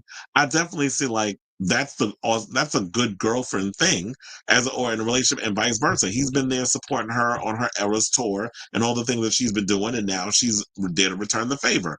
And so I don't see any kind of situation of them breaking up. So I'm here for that. Then they said that Paul Mescal is launching into the year of his dreams. Who, you know, y'all say that he's a 28-year-old who looks like he's in his 40s. I was like, ooh, y'all shady. So they said that Paul Mescal has had an incredible year with his acting, mostly, you know, most recently in Gladiator 2. And the predictions are claiming that he will continue to thrive with new roles and projects. He's also currently dating singer-songwriter Gracie Abrams. I didn't know they was dating. This is kind of giving Barry Keoghan Sabrina Carpenter tease, or is it just me? Because Gracie Abrams, I found out from the chat that she's the daughter of J.J. Abrams, and I know a lot of young girls, are obsessed with her at the moment. So Inbal says the actor is still pinching himself with his success. Taro says that 2025 is a year of new experiences for the actor. He might be humble, but he doesn't hold back when big opportunities are offered, and they will be. Starting in January, he'll be rushed around for interviews, videos, and promotions for past projects, while also signing to a few secret projects that sees him team up with some huge Hollywood names. So they're saying that his career is pretty much going to blow up. And now with Jennifer Lopez, we didn't want to get into that. Now, what's the tea with her? Because it's like after Ben Affleck, since she decided to go backwards, who could she end up with post her Ben Affleck relationship? Well, according to Inbal, she says that Jennifer Lopez will rebound from Ben with an older actor. Well, child, there was some rumors going around that she was spotted out in Aspen with Kevin Costner. But Kevin Costner apparently is seeing someone else. So I don't think it'll be him. But I am curious to see like who she would get with. So they said that because they're going into this whole thing about her past. Now, they said the couple confirmed their relationship on Instagram that July and made their red carpet return, blah, blah, blah.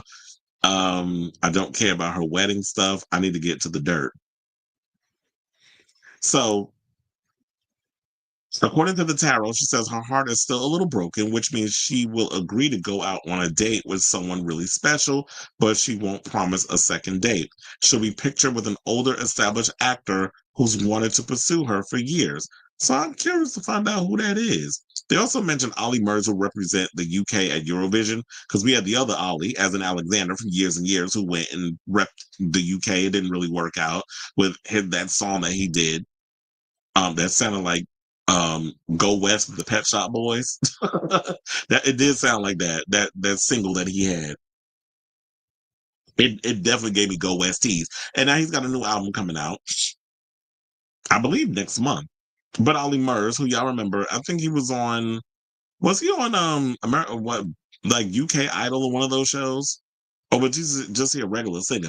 So yeah, they said the 69th Eurovision Song Contest will be held in Basel, Switzerland, following Nemo's victory at they had a non-binary performer won the last Eurovision. So they asked something with that, but unless you're from the UK, those are the only ones that would care about that. I don't think Ollie Murs is a big name in here. But, and we got 3 more, and then we're done with this segment. So now Ariana Grande, they said, will be pipped to the post for the Oscar. That's a British term, by the way. So they said Ariana Grande has been praised for her role as Glinda in the huge blockbuster film Wicked this year, but if she is nominated, it has been predicted that she won't win. Inball says Ariana may have wowed fans with her performance in Wicked, and the Tarot sees her holding a statuette at the Oscars. She will receive multiple nominations, but she won't win the biggest category, so some disappointment is shown.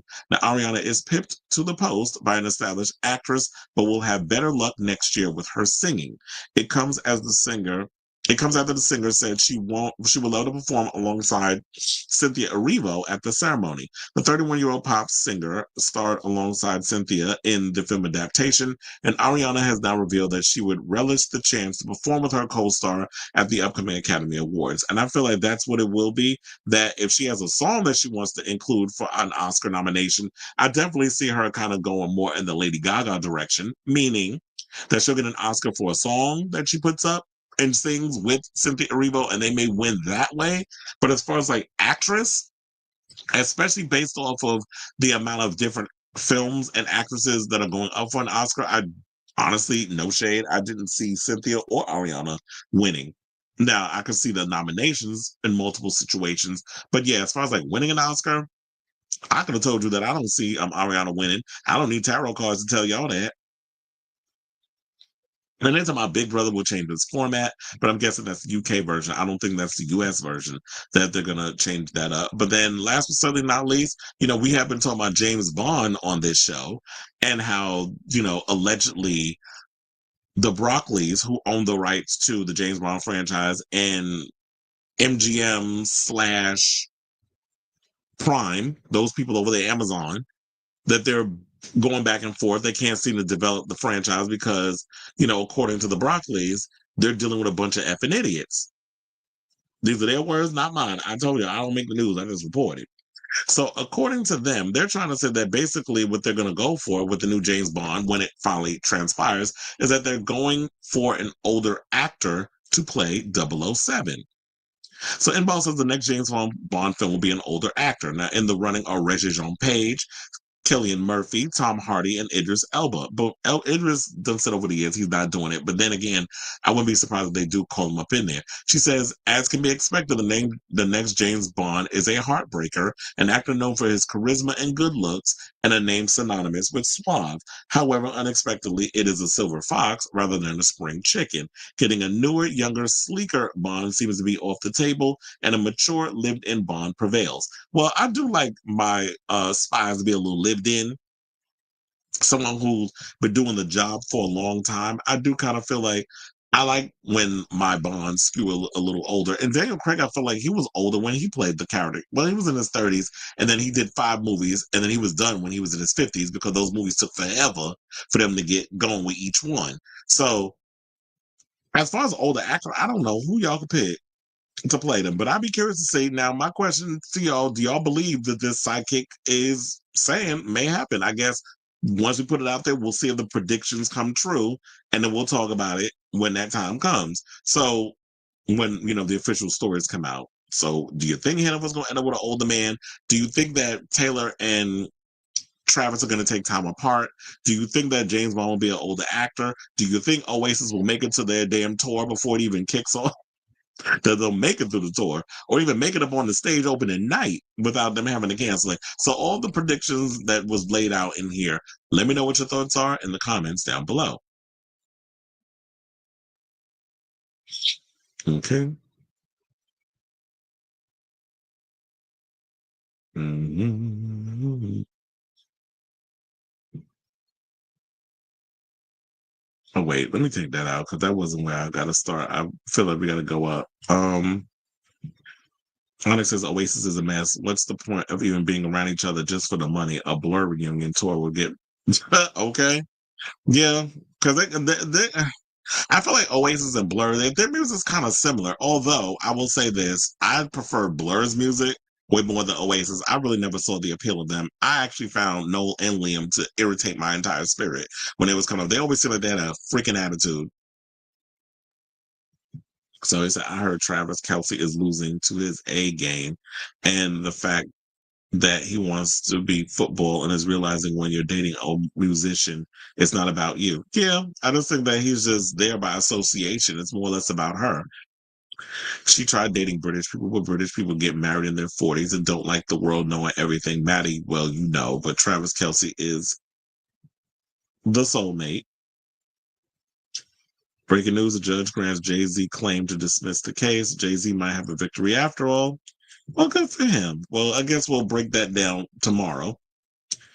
Honestly, Ariana getting the role was good enough. Okay? It's like, look, at least you got your foot in the door. At least there's buzz around you that you have talent, that you're a good actress, and then hopefully they will put you in more things, and then you'll have better luck in the movie industry than Lady Gaga. Because remember, at one point, she came out of the gate with A Star Is Born. She got accolades and praise for that. And then she's done other films later on, and it was like House of Gucci. People wasn't feeling her in that. People damn sure wasn't feeling her in Joker Folie à Doudou, which is on HBO Max. I still haven't gotten around to watching that movie.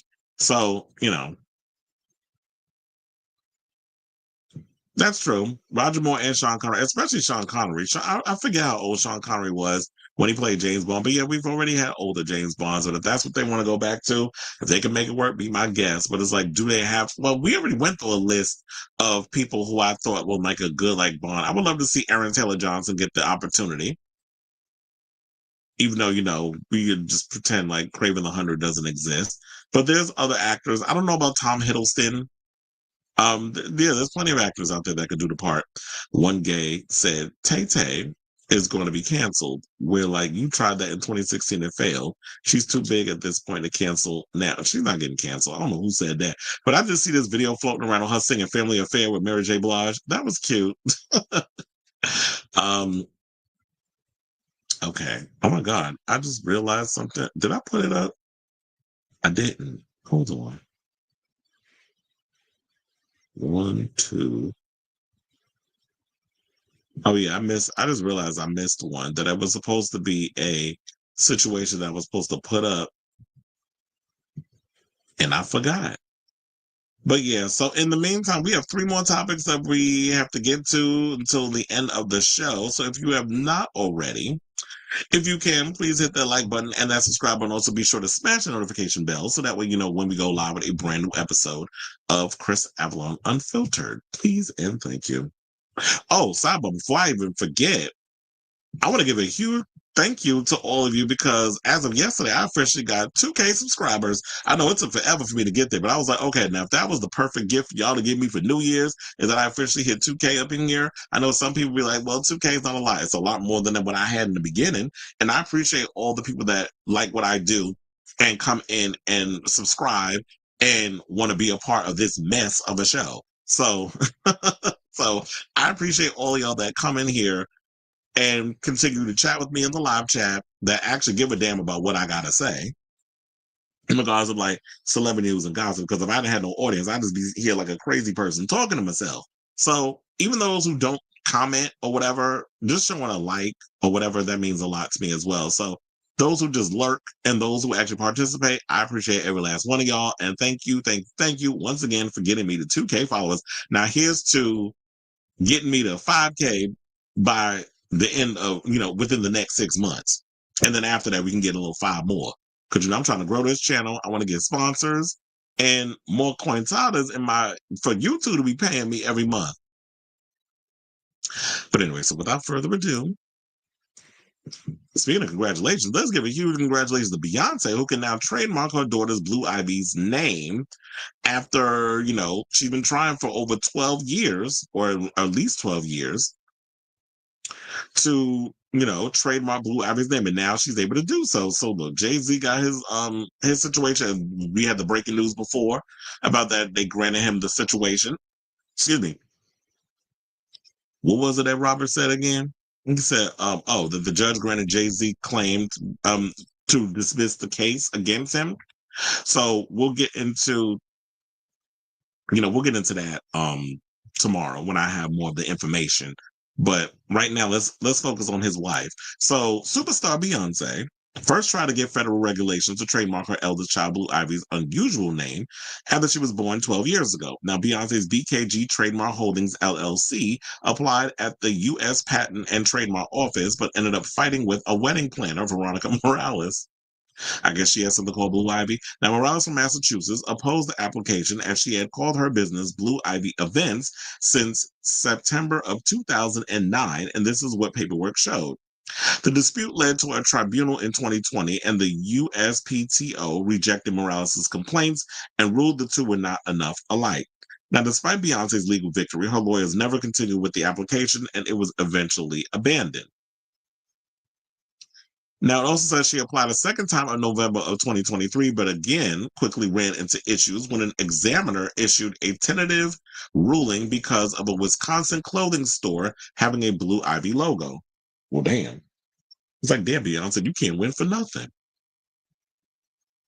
Documents show they claim Blue Ivy Carter was too confusingly similar to the boutique, which has used the logo since 2011. Now, after challenging the denial, the U.S. Sun can confirm they have now been allowed to go forward with the process. The boutique itself never opposed the application. It has since been amended by an examining attorney, and approval has been given for publication in the Trademark Official Gazette on December 31st. So it says also, within 30 days of the publication date, any party who believes it will be damaged by the registration of the mark may file a notice of opposition or extension of time with the Trademark Trial and Appeal Board. If no objection is filed, Beyonce's lawyers will finally be issued an issue of allowance. The name being trademark could have massive potential for the family as they continue to carve out a showbiz career for Blue Ivy. They have registered the name to cover everything from toys to sporting goods to furniture to even computer and software products. But here's the thing. I can understand, like, you trying to trademark her name or whatever, but is that something that Blue Ivy is even interested in? Like, y'all doing, I mean, well, she's 12. She ain't playing with no damn toys. But you got her caught up in sporting goods, furniture, and even computer and software products. Like, is that even a thing that y'all can, look, quiet as it's kept? Y'all got Beyonce out here, hawking products that people are like, this is not even, they don't even feel like it's relatable to her brand. So, when challenging a previous ruling, Beyonce's team argued that no reasonable consumer would ever suffer any form of confusion when encountering the cited logo, which is used with one small shop in Fish Creek, Wisconsin, an unincorporated community with a population of approximately, damn, they only got 997 people living there? You sure they're not all related? Now, Beyonce's husband Jay-Z initially claimed in an interview with Vanity Fair in 2013 that he and his wife wanted the trademark to stop others from cashing in. He said, people wanted to make products based on our child's name, and you don't want anybody trying to benefit off your baby's name. It wasn't for us to do anything. As you see, we haven't done anything. The couple also has 7-year-old twins, Rumi and Sir, and have 2 pending trademarks for their names. So, look, the thing is, we already see Blue Ivy out here slowly but surely becoming a part of the spotlight. She is becoming she's been performing with her mother on, her recent Renaissance tour. She also recently performed during her halftime special over on Netflix. She's also starring in the Mufasa movie. I don't know how big her role is, but she's got a part in it. So does that mean once you become an actress and you say a line that she officially is a part of the whole SAG-AFTRA situation, so she's able to even get her card? Because if you have a speaking line, you are eligible to be a part of SAG-AFTRA. So Blue Ivy out here doing her thing. She's solidifying herself in so many ways as a young actress. I don't know how serious she's planning on taking it, but she's got a part in a movie. She's been out here performing with her mother. So in so many ways, she's becoming like the little performer that could. And I do feel like if you're gonna be out in these streets, you definitely have to trademark your children's names, because there will be people out here who will try to financially benefit off of what some celebrity child is doing, and they won't be able to make money. It's kind of like the girl that did the Demure and Mindful situation. She waited too long waited too late, I should say, to cover the demure and mindful trademark it, and someone else had trademarked it, and now they're profiting off of it where she isn't. So it's smart that any celebrity that gets in the situation, trademark your kids' names so that way people won't take advantage of trying to financially benefit off of what your children are out here doing. So, she plays Princess Kiara in The Lion King, in Mufasa, I should say. So I say all this to say, what do y'all think of this story? Whatever your thoughts are in regards of Beyonce having a win, where she could trademark Blue Ivy's name, let me know in the comments down below. Okay, so Rolo says, congrats on 2K, 100K, here you come. Yes, honey, I need that 100K. You got to dream big. What were they thinking? That is true. Like, what were they thinking that? I mean, don't get me wrong. I like an unusual name. That's going to have them stand out in so many ways. But not when you have some people where it's like, who's a celebrity that named a child Pirate? It's like when y'all here with these crazy, cuckoo crazy names, I'm like, okay, what the hell's wrong with you? Or, Nicolas Cage has a son named Kal-El. I am not lying to y'all. His son's name is Kal-El. But then again, I'm like, it's actually kind of cute. Like, I probably wouldn't name my son Kal-El. Because if I'm a Superman fan, I was like, yeah, Kal-El, that's a cute little name. That's not that bad. I don't think Blue Ivy is a bad name either. I said Blue Ivy is a good, yeah, I agree. But with that name, she's gonna have a docile and demure nature. See, maybe that's what old girl need to change to docile and demure, so that way you can get around that instead of demure and mindful. You're teaching people a new word, docile. He said, I thought they named her blue because that was the color on the ultrasound. I honestly don't even know why they named the child that. Have they ever even revealed why they named the child Blue Ivy? I feel like like sometimes when there's questions, you always get people who give you like every time you ask them. So how did you come up with the name Blue Ivy? And then every time they give you a different answer, and it's sort of like, okay, so which one is the real answer? Because your answer changes every time I ask you. Like it gives me very that. Okay, so let's get into some drag race news, and we have an update on Miss Kameron Michaels. So apparently, Kameron Michaels, she's been missing for a minute. Because it was like, I did do a video on her a while ago, and TikTok is still responding to that. Like, I'm still getting like likes and retweets and reposts, not retweets. That's Twitter. I'm getting reposts, and I'm getting people still commenting on that about Kameron and the whole mental health thing. There's still a debate going on with people in the comments regarding that. So I've been wondering, like, okay, Kameron's been missing in action for a while. I know 1 minute she talks about I'm getting back in a drag, I'm not in a drag. So I've been wondering, okay, sis, Molly was good. Like, what's going on in your professional? Well, apparently Miss Mama has been figuring out what she want to do with her life, and now not only is she a personal trainer, but she said she's gonna show you a hole and pole on the OnlyFans.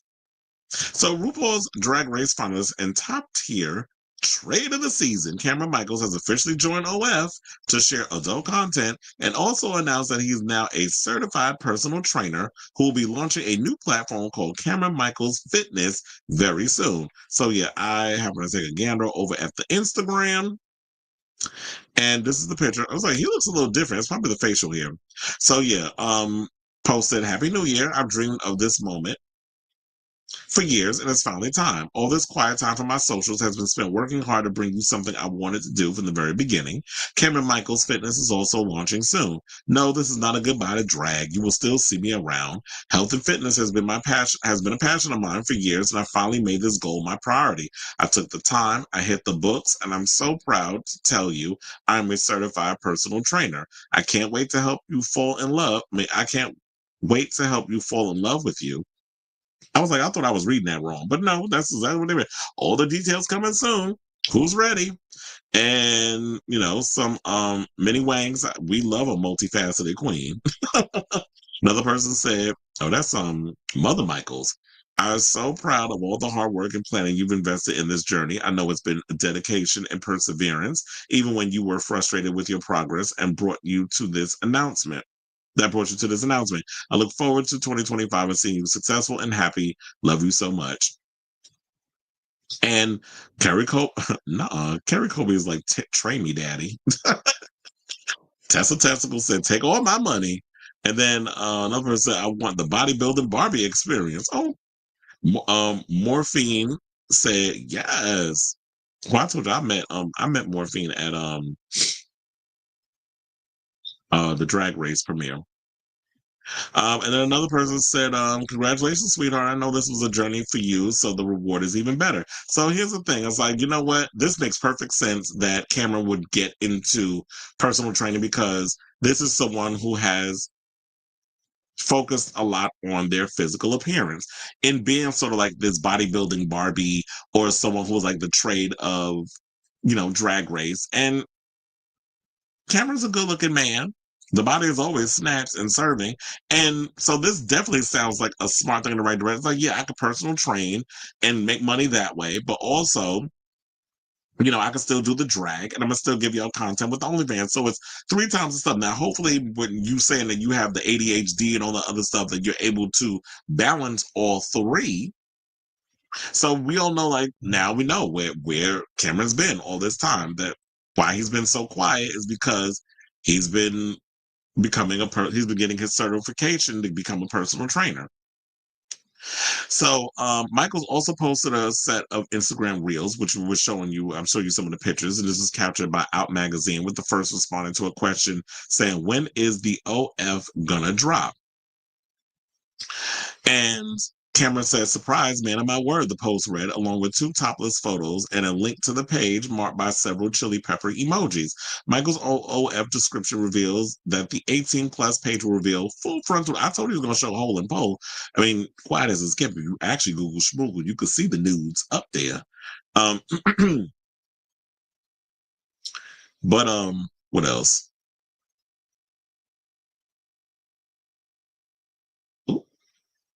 Okay, so we'll leave it there while I go through this. So they said that the OF description reveals that the 18-plus page will reveal full frontal nudes of the star on Valentine's Day, adding, I promise you're going to like it here. I'm happy to have you here, and I'm happy to share this side of me that you won't find anywhere else. The description continues. Please be courteous and respectful. Now let's have some fun. The page also revealed that Michaels was delving into the foray of XXX videos, which he says will be available to purchase from the page. Now, I do wonder also, if this is a plan that Cameron is going to be doing, will he be interested in, oh no, not her, child. Not Shangela. Why'd you have to go kill the mood? If y'all know, you know. This kind of brings up the question of, down the road, if you're going to give solo content, does that mean that we'll be seeing you collaborating with other models in the future? Like a Boomer Banks or whatever? Because I remember at one point when I was doing the last Drag Race that was had in New York about 5 years ago at DragCon, that's what it was. DragCon about 5 years, the last New York one that we had, it was like the booth I was working in, which was the booth with Gia Gunn. Cameron came up in there along with Boomer Banks, and they were hanging out. So it kind of was like, oh, I could see y'all possibly doing a collab.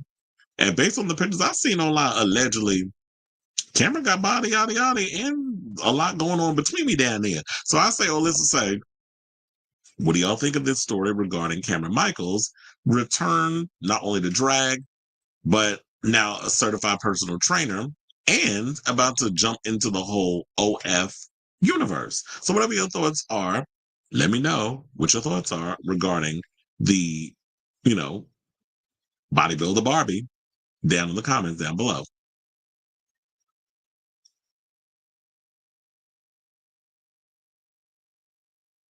So you said, I don't know why you don't have more subs and viewers. I hate missing these lives. I'm tuning in at work and everything. I don't know why either.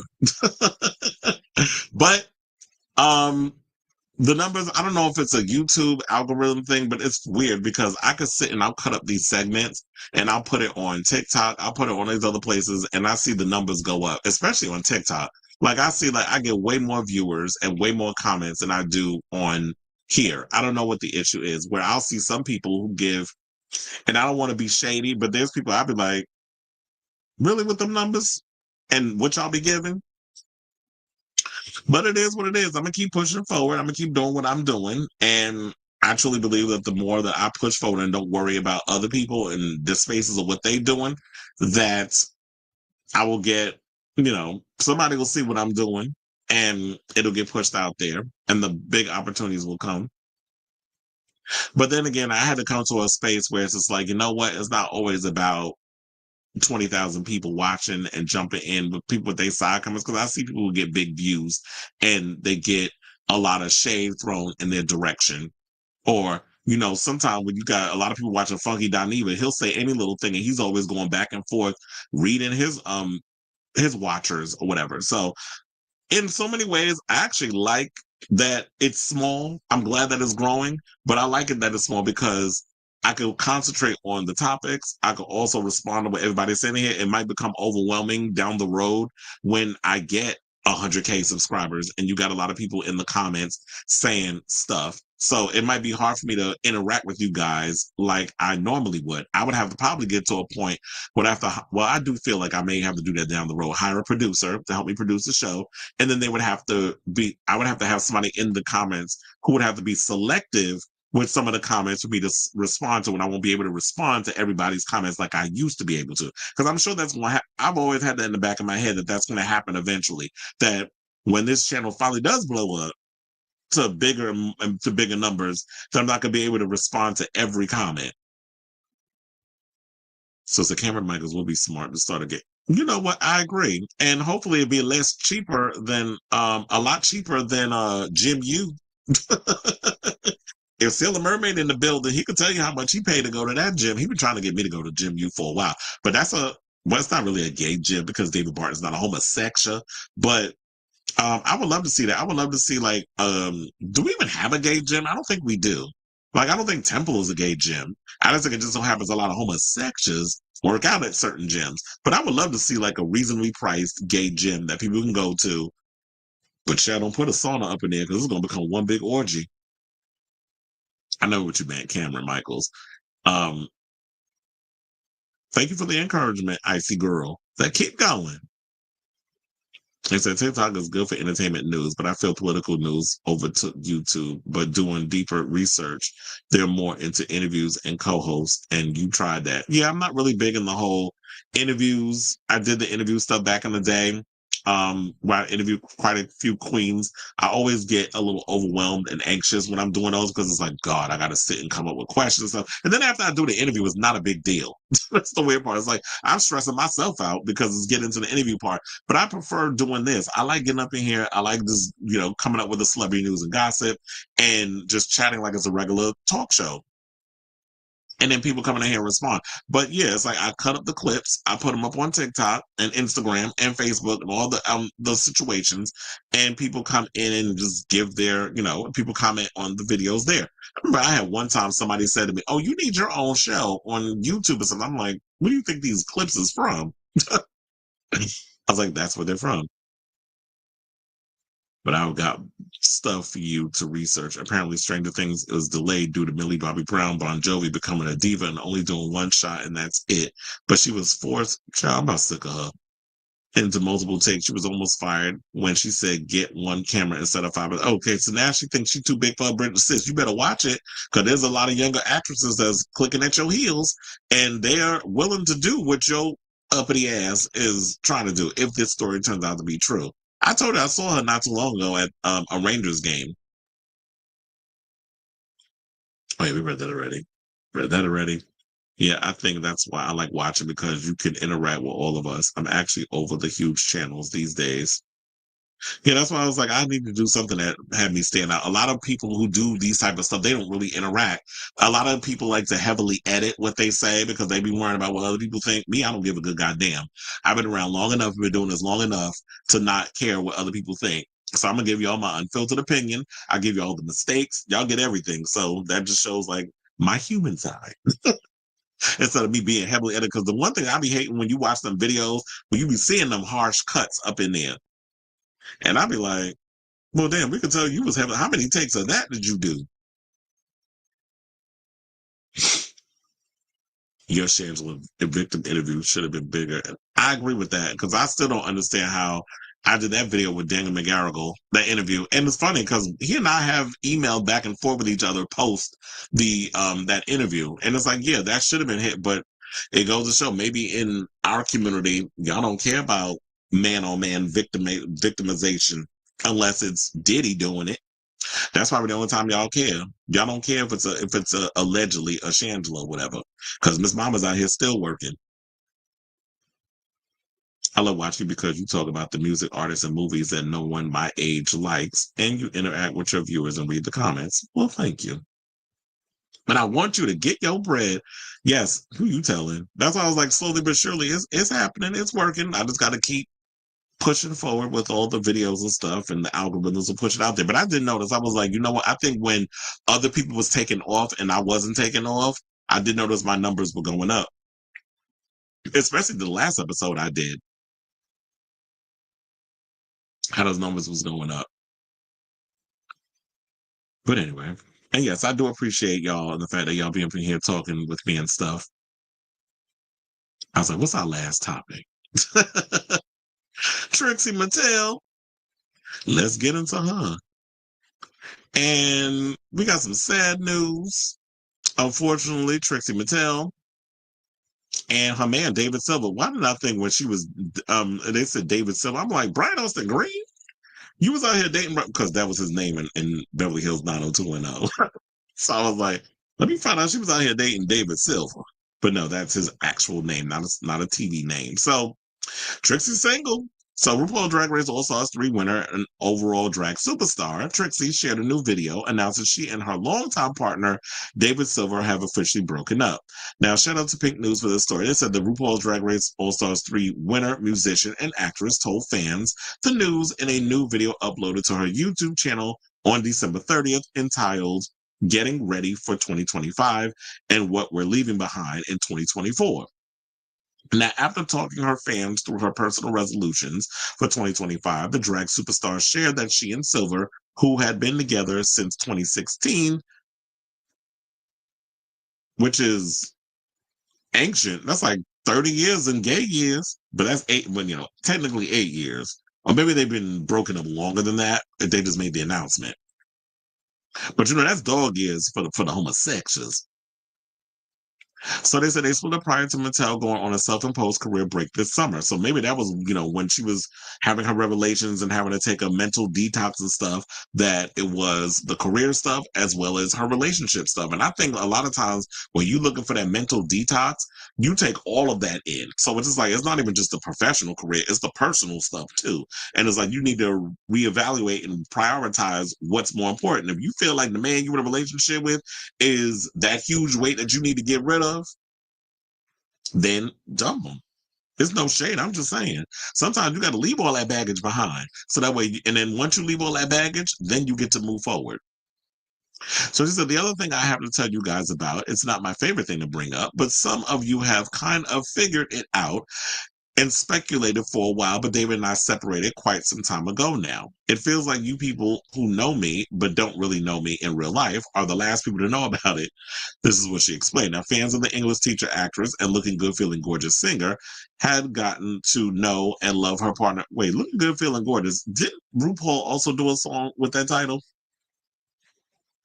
Love her partner through their joint business venture, hotel brand Trixie Motel, and resulting Discovery Plus original docu-series, Trixie Motel. Because I was wondering about that. I was like, now what's the future going to hold for the hotel? Because if they're not, if they're no longer together, how does that affect their business? So now the 4-part follow-up series, Drag Me Home, in which Trixie and Silver renovated their own home, was released earlier this year. A friend of mine actually worked on Trixie Motel. I don't think he worked on Drag Me Home, though.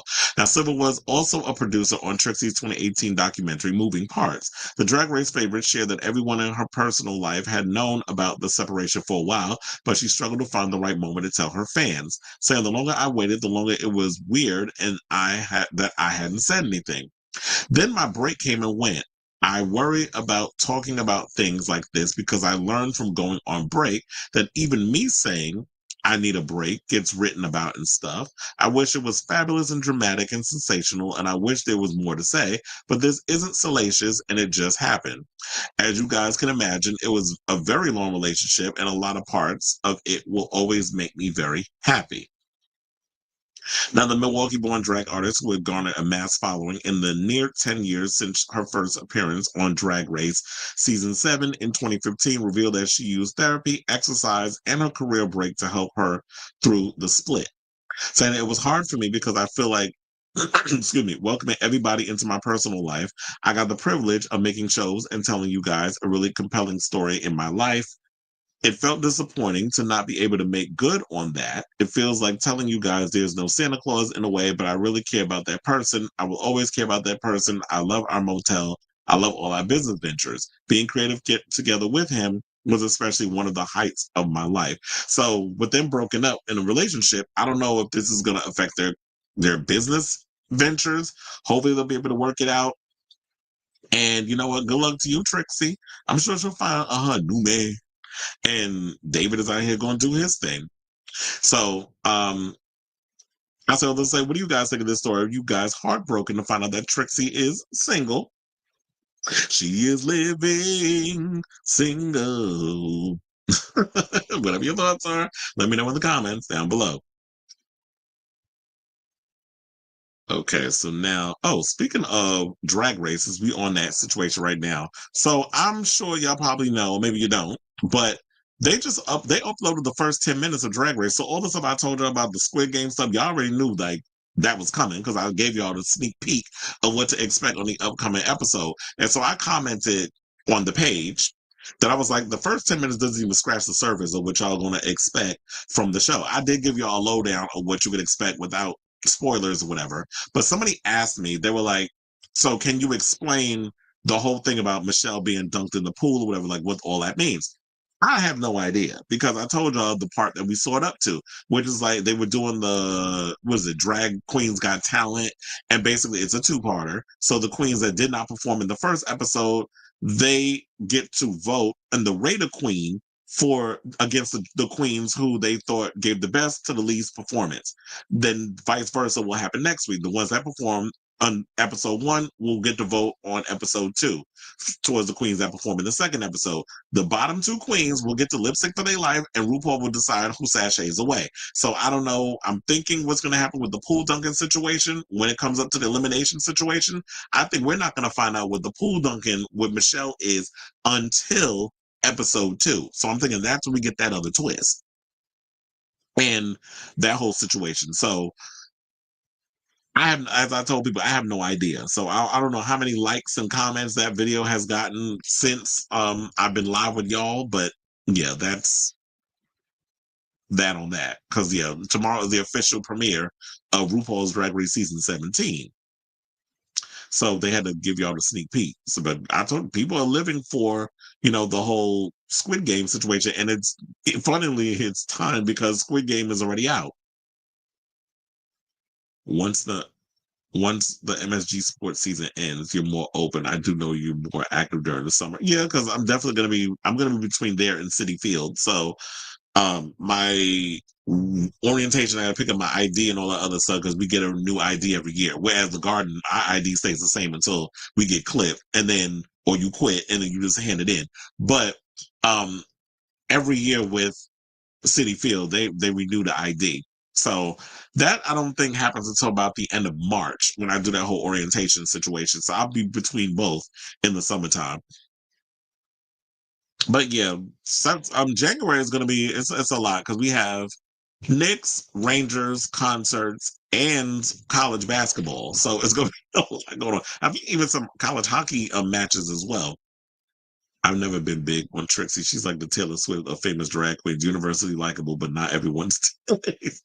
Okay. After watching Trixie's reality show, I'm so baffled as to why they were together. Well, you know what? That probably was it too. It's like maybe you're just like I just don't get the chemistry between them. Like I'm not seeing it. So it's like I'm not buying what y'all selling. Yeah, sometimes because I be looking at that too. When I look at certain people that's in a relationship, I'm like, I don't see it. How y'all in a relationship again? Your guess is good, but if you like it, I love it. But anyway, so at the end of the today's show, I want to thank everybody for tuning in to our first episode of 2025. If you can, please hit that like button and that subscribe button. Also, smash that notification button if you haven't already, so that way you know when we go live with a brand new episode of Chris Amla Unfiltered. I'll be back on tomorrow with a brand new episode. Like I was supposed to give y'all one yesterday, but like I told y'all, after working that Fish concert. And after that show went over, like it was done at like 1 a.m. So, but I know my check gonna be lovely. Well, my direct deposit. So, child, I was like exhausted yesterday. I did not have the energy to come on and give you all a show, but we here today, and I'll be back again tomorrow. So, love you all for watching. Yes, Zay, see y'all then. Thank you everybody who was in the comments chatting with me, and those of you who've been watching, hit that like button and the subscribe button, all that good stuff. And until next time, which will probably be in the next less than 24 hours. Ciao, darlings.